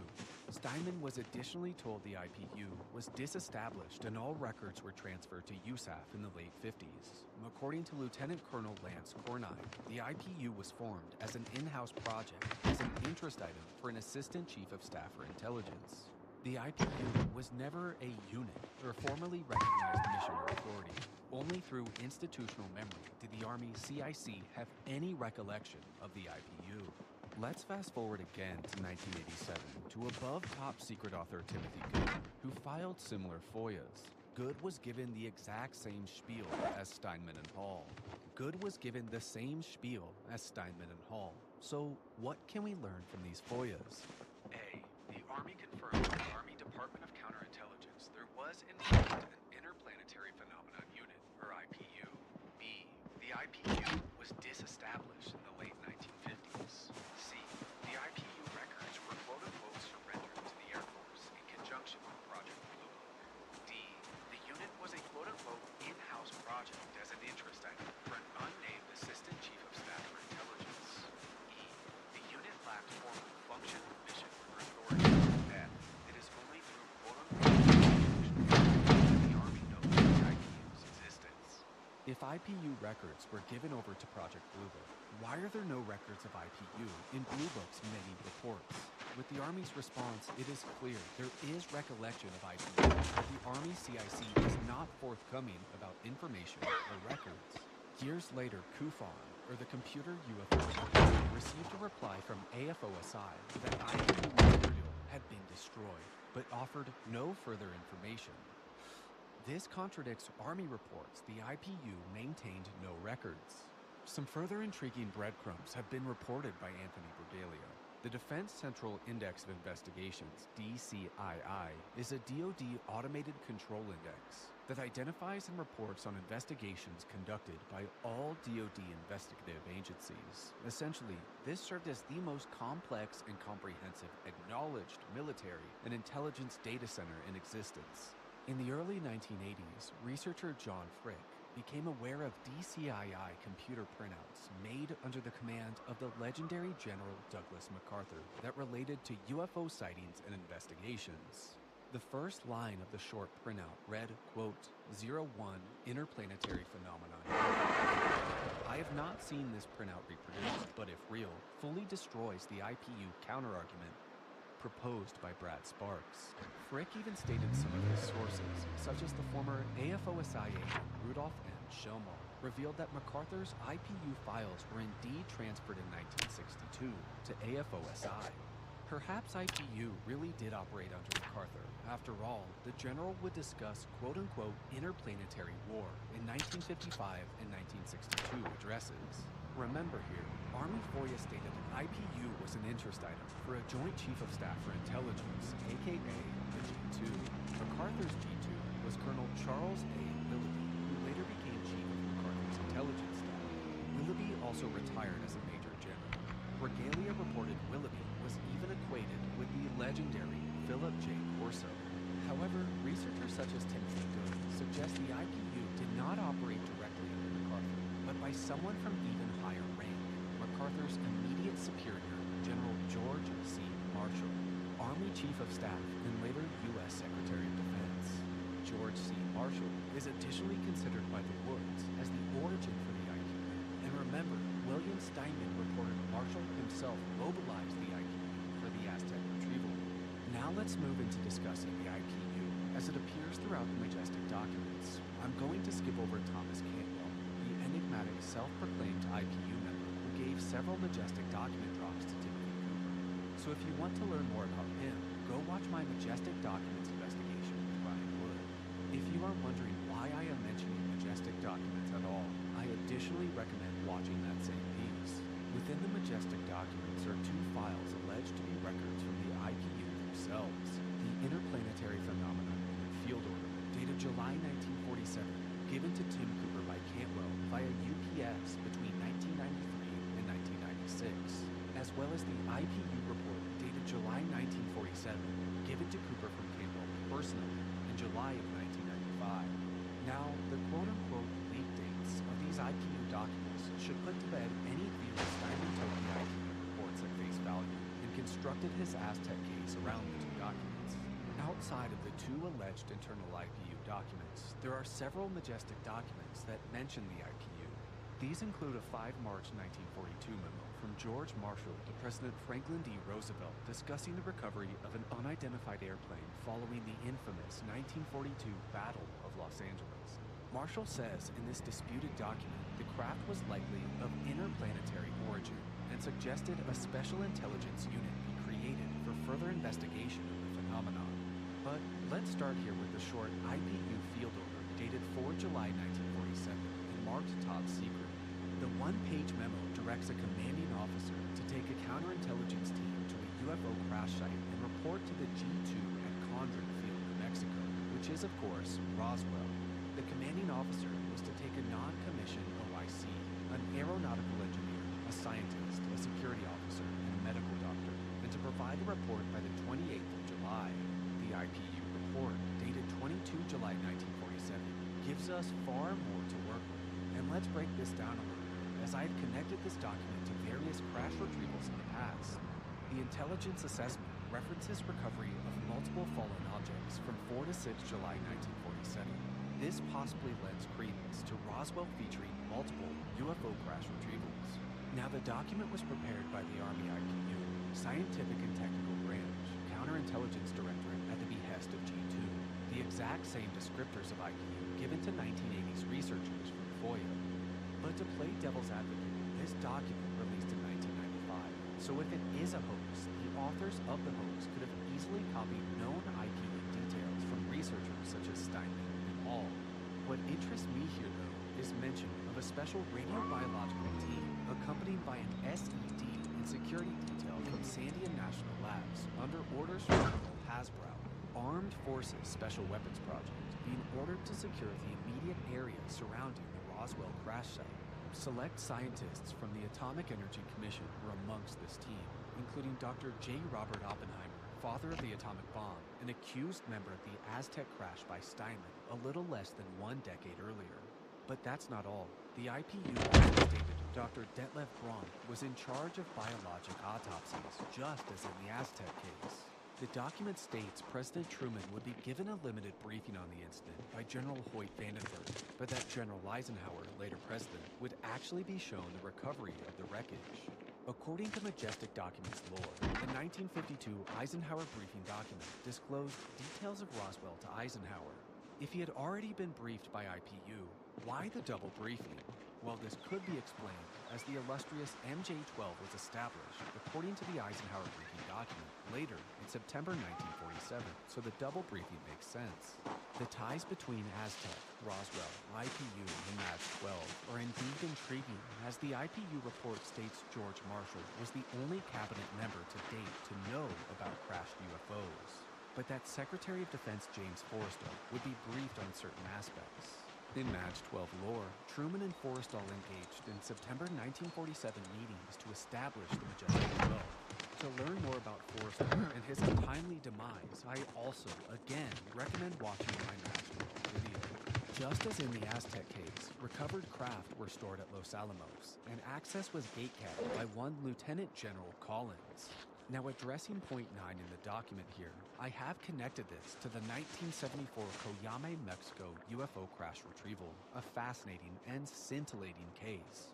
According to the document, Sandia personnel suffered some sort of form of non-human containment breach, possibly hazardous liquids or gas, and 3 technicians were killed. Ultimately here, the study of the IPU does not lead us to any hard conclusions. The illustrious unit exists, but its memories and records have been destroyed. I do find it utterly fascinating the sources of Steinman informed him Marshall and the IPU helmed the Aztec recovery many years before the quote-unquote leaks of these documents. And although these MAJ-12 IPU documents, released years after Steinman's research, are rightly disputed, and we cannot lean on them for any definitive statements, they paint striking parallels between the Roswell crash and Aztec crash just 8 months later.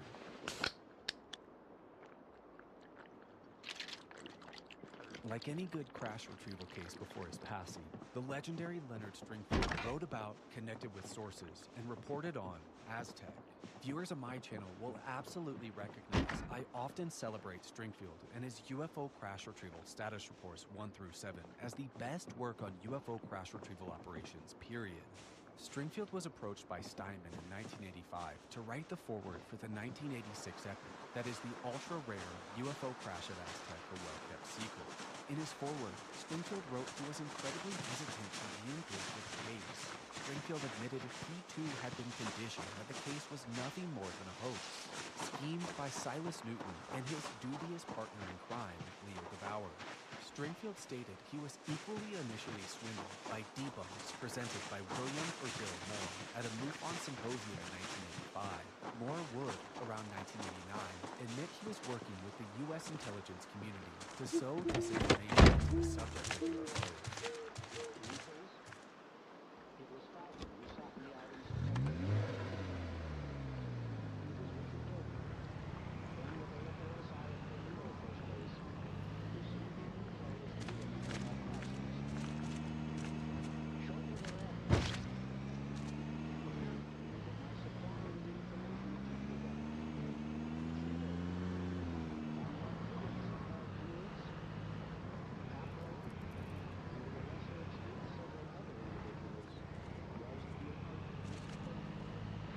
Steinman's convictions and thoroughness led to Stringfield re-engaging with the case. But what history did he have with Aztec?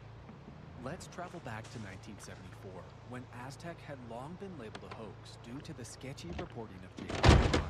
One John Spencer Carr, a retired South Florida professor of mass communications at the University of South Florida, Tampa, went public with what he professed to be new information regarding the Aztec incident in October of '74. Fortunately, Steinman obtained clippings of Carr's testimony in an October 1974 Clearwater Sun issue. Carr stated he had in his possession what he deemed to be credible information regarding Aztec, disclosed to him by 5 sources, including a senior USAF official involved in the retrieval. Carr claimed the crafted bodies of Aztec were flown to Edwards Air Force Base and ultimately taken to Wright-Patterson, 2 locations I do strongly suspect are engaged in UFO Legacy Program operations. But almost as soon as it was resurrected, Aztec was once again demolished shortly after in 1975 in an article in Official UFO by Mike McKellen titled "The UFO Crash of 1948 is a Hoax."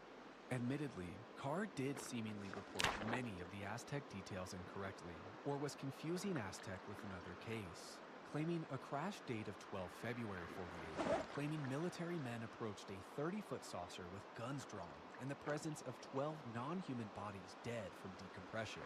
In the interest of time, we will not cover Carr's claims in McKellen's debunk, as we did Newton and Kahn, but where does Stringfield fit in here? Carr and Stringfield would speak extensively after Carr went public in '74, but Carr would never reveal his sources. On 6 February 1982, Carr, fearing his own mortality, would disclose the name of his Air Force source to Stringfield. In Leonard's own words, quote, When Professor Carr named his source, I sat back dumbfounded. I knew his name well in research and recalled some of the source's comments on UFOs while he served as an Air Force officer. But Carr was quick to tie a string to his disclosure, stating, "Please, Lynn, keep the name to yourself. Please spare me any trouble as long as I live." End quote. Carr and ultimately Steinman would reignite Stringfield's waning interest in Aztec, and by 1989, in UFO Crash Retrieval Status Report 5, Stringfield was writing again about Aztec and mentioning the case in the same sentences as Roswell and Kingman, 2 crashes I and many others place extreme confidence in. In 1991 Status Report 6, Stringfield would discuss and reproduce a fascinating new witness to the Aztec case. Stringfield was given permission to reproduce the report on the crash at Farmington, written in 1991 by Chuck Oldham. Oldham had, in 1990, come in contact with an Aztec informant, a former alleged military officer with high security clearances.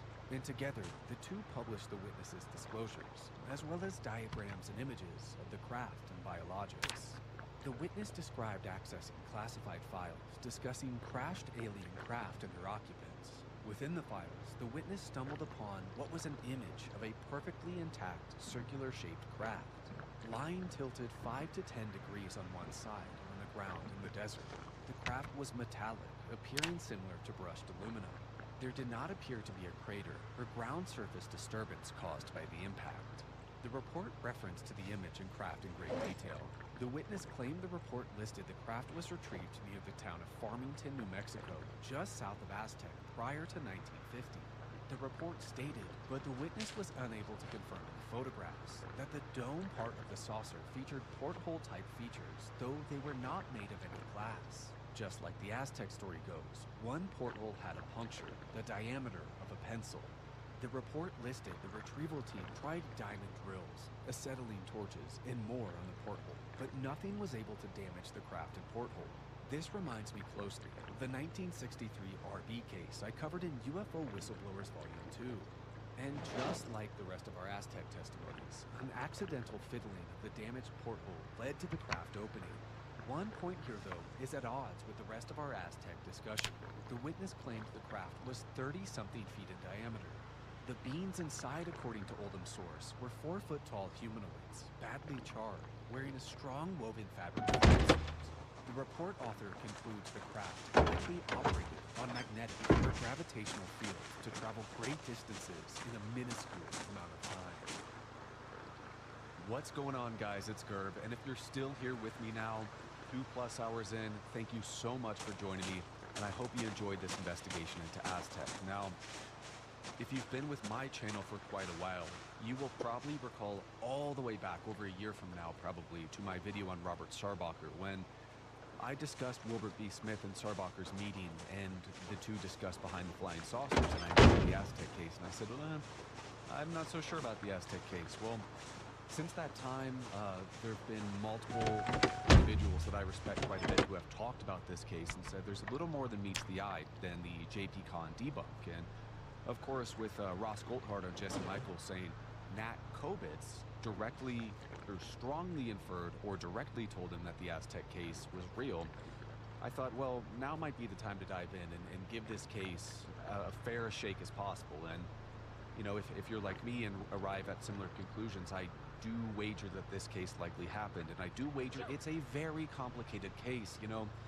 Similar to Roswell, we might be confusing details of multiple cases. With the UFO report, the crash at Farmington, and some other witness testimony, specifically Professor Carr, multiple individuals talk about like a 30+ foot saucer crashing and not a 99.9 diameter disc. So maybe there's some details getting confused here, but believe it or not, and I know I say this in every video, I think this project really only scratches the surface of Aztec. Remember how much time we devoted to IPU? Well, as it turns out, there's even more majestic documents, I don't know if you can see it on the camera right here, that involve Aztec. Now, why did I not include this right here? This 45-page, I think it's a DIA majestic document that, you know, Ryan and Robert Wood have not even discussed very long. Well, this is because this document drop came out in 2017 through a radio show host from a trusted source. It's I can't remember the woman's name right now. I believe it's first name Heather. But I would like to get in contact with her to find out who this trusted source is. Of course, a majestic documents drop in 2017 is decades beyond the majority of documents drop, you know, between 1984 and 1996, let's say. So I'm quite intrigued why this specific set of documents was leaked in 2017, you know, a very critical date in UFO lore. But the reason I didn't speak about this is because this document says some pretty bizarre things, pretty outlandish things, specifically about Nikola Tesla. That kind of, it reads almost like a novel. You know, it's a really good read, which is kind of why I take apprehension here, but also because this majestic document, again, I'll put it right up here and I'll put the link in the video description, pretty much tells the Aztec case verbatim in the same style of story as Steinman. So it talks about IPU, it talks about all the recovery methods Steinman talks about. So one of my preliminary theories here is that this document drop, of course, as soon as a ton of interest starts back up in UFOs around 2017, you know, quite possibly this document drop was meant to muddy the waters surrounding the Aztec case. And maybe by recovering Steinman's account of the case, that it just means, hey, Steinman could have ripped this off a random majestic document that existed way back in the day. So that's why I didn't include this. And speaking of Steinman and majestic documents, you know, the IPU report and field order dropped in 1995 and 1996, I believe are the dates off the top of my head. Now, one of the things I grappled with back and forth is, did Steinman have a previous experience with these documents, this Aztec case, based upon the IPU report specifically? Because as we know, General George Marshall, others, the IPU, Sandia, Los Alamos are mentioned within that document.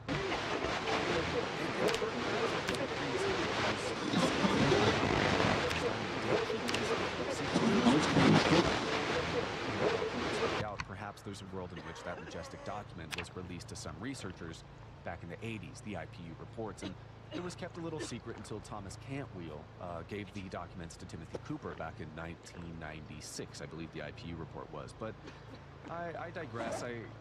There's nothing to substantiate that theory, but it is interesting nonetheless. And again, this ultra top secret majestic report from the DIA comes out in 2017, telling the Steinman account of Aztec verbatim. So I'm not quite sure what to do with this document. Perhaps I'll make a Majestic Documents follow-up part 2 where we can analyze some of the more controversial documents.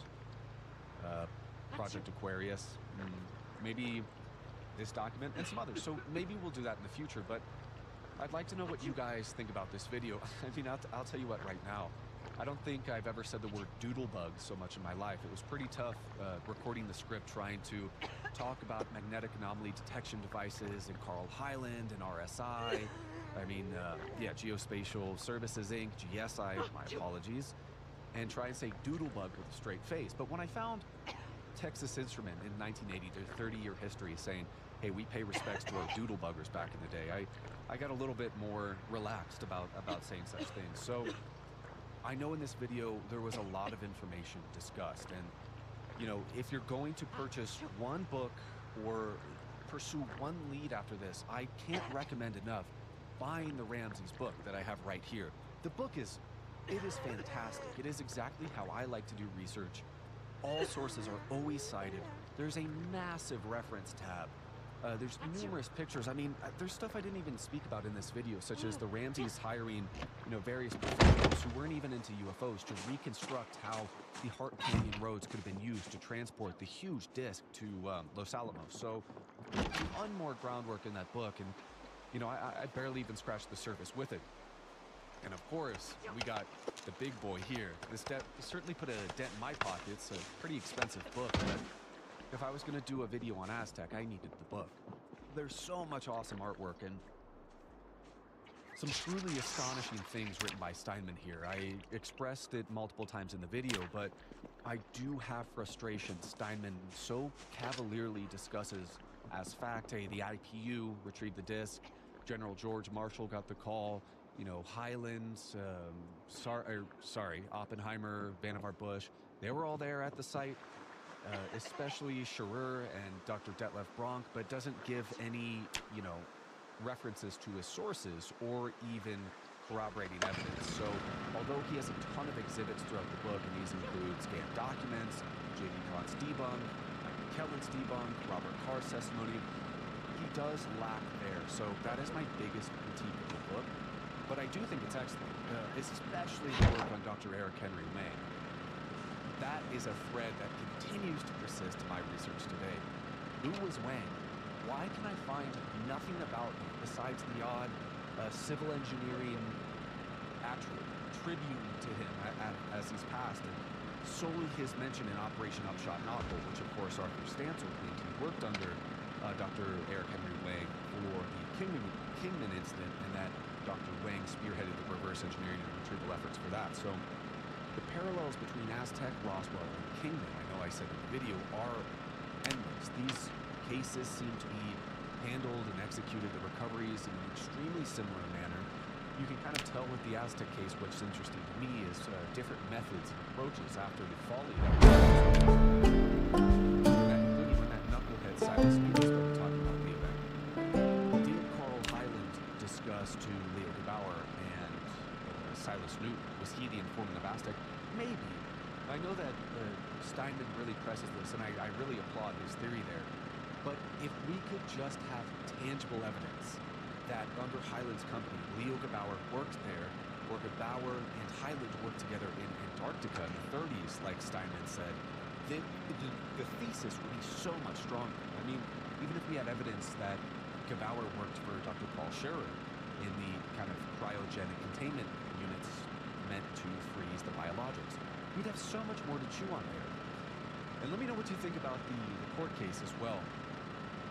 I've never covered court proceedings before, but I found it pretty interesting, especially Dr. James Meredith of Colorado School of Mines, who was indeed in the same department as Highland, testifying that the doodlebug could not find oil, let alone a submarine, and he analyzed war surplus store parts that was quote-unquote very similar to the doodlebug purchased for $4.45. We also proved, whether it's the work of GSI, even patents from Vannevar Bush and other patents, that magnetic anomaly detection devices, or reflective seismograph technology, both of these, for the sole purpose of finding oil, was extensively utilized pre-World War II. And then in World War II, many of the corporations, or many of the brightest minds that are working on reflective seismology, or MADS, to detect oil, are brought in by Vannevar Bush to the OSRD to make submarine detecting equipment. So that is relayed by Scully in the 50s for these secret war projects. That is some very tangible stuff to work with. What else do we have that's tangible to work with? We have the sting operation in 50 from CID and FBI. That is interesting. We have discussions of J. Edgar Hoover messaging about Silas Newton. Now, I don't blame individuals for, at the beginning of this video, if they made it all to the end, first saying, Herb, why are you covering Aztec? It was proven a hoax. I was victim of this as well, as I said at the beginning of this rant. So was Leonard Stringfield. And I love that in the foreword to William Steinman's book. Leonard Stringfield said, I was taken by the work of J.P. Kahn and Bill Moore. Bill Moore, of course, we showed him on the MUFON Symposium in '89, saying he was working with intelligence agencies. Perhaps Bill Moore, there's some theories floating around that Bill Moore and Richard Doty made some majestic documents. Maybe they had a hand in this puppy right here. But let's discuss Aztec more. I say this again, this is just to kickstart research into this case, and I want to know what everybody thinks. And, before we log off for the day, a couple of action items. I was just out of town to go on a show, and there I got to meet an individual who's making a documentary.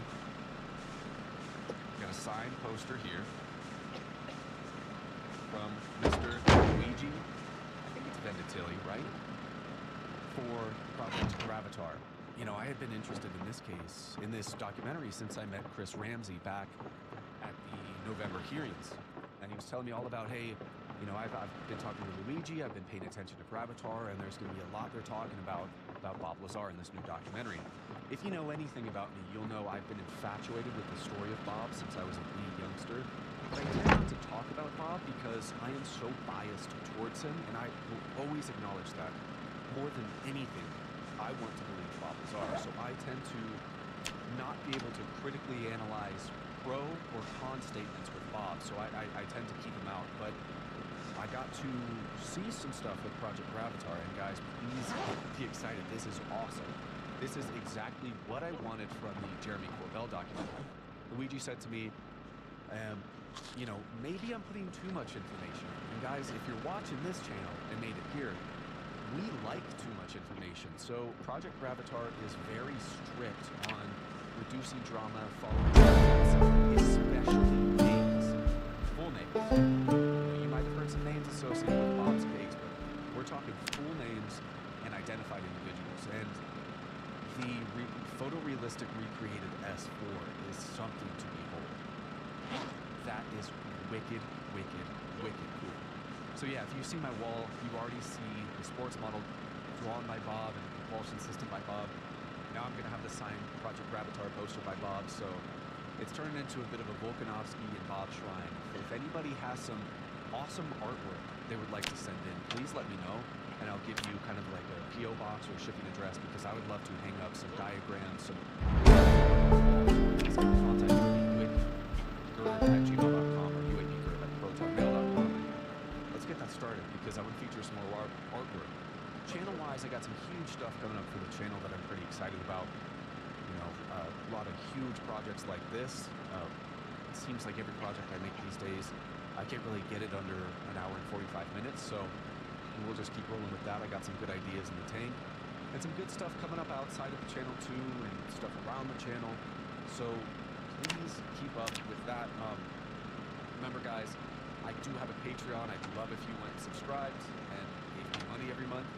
I don't gatekeep content, so there's no restricted content on there. Or I'll probably start up YouTube memberships as well, so feel free to give me money every month there.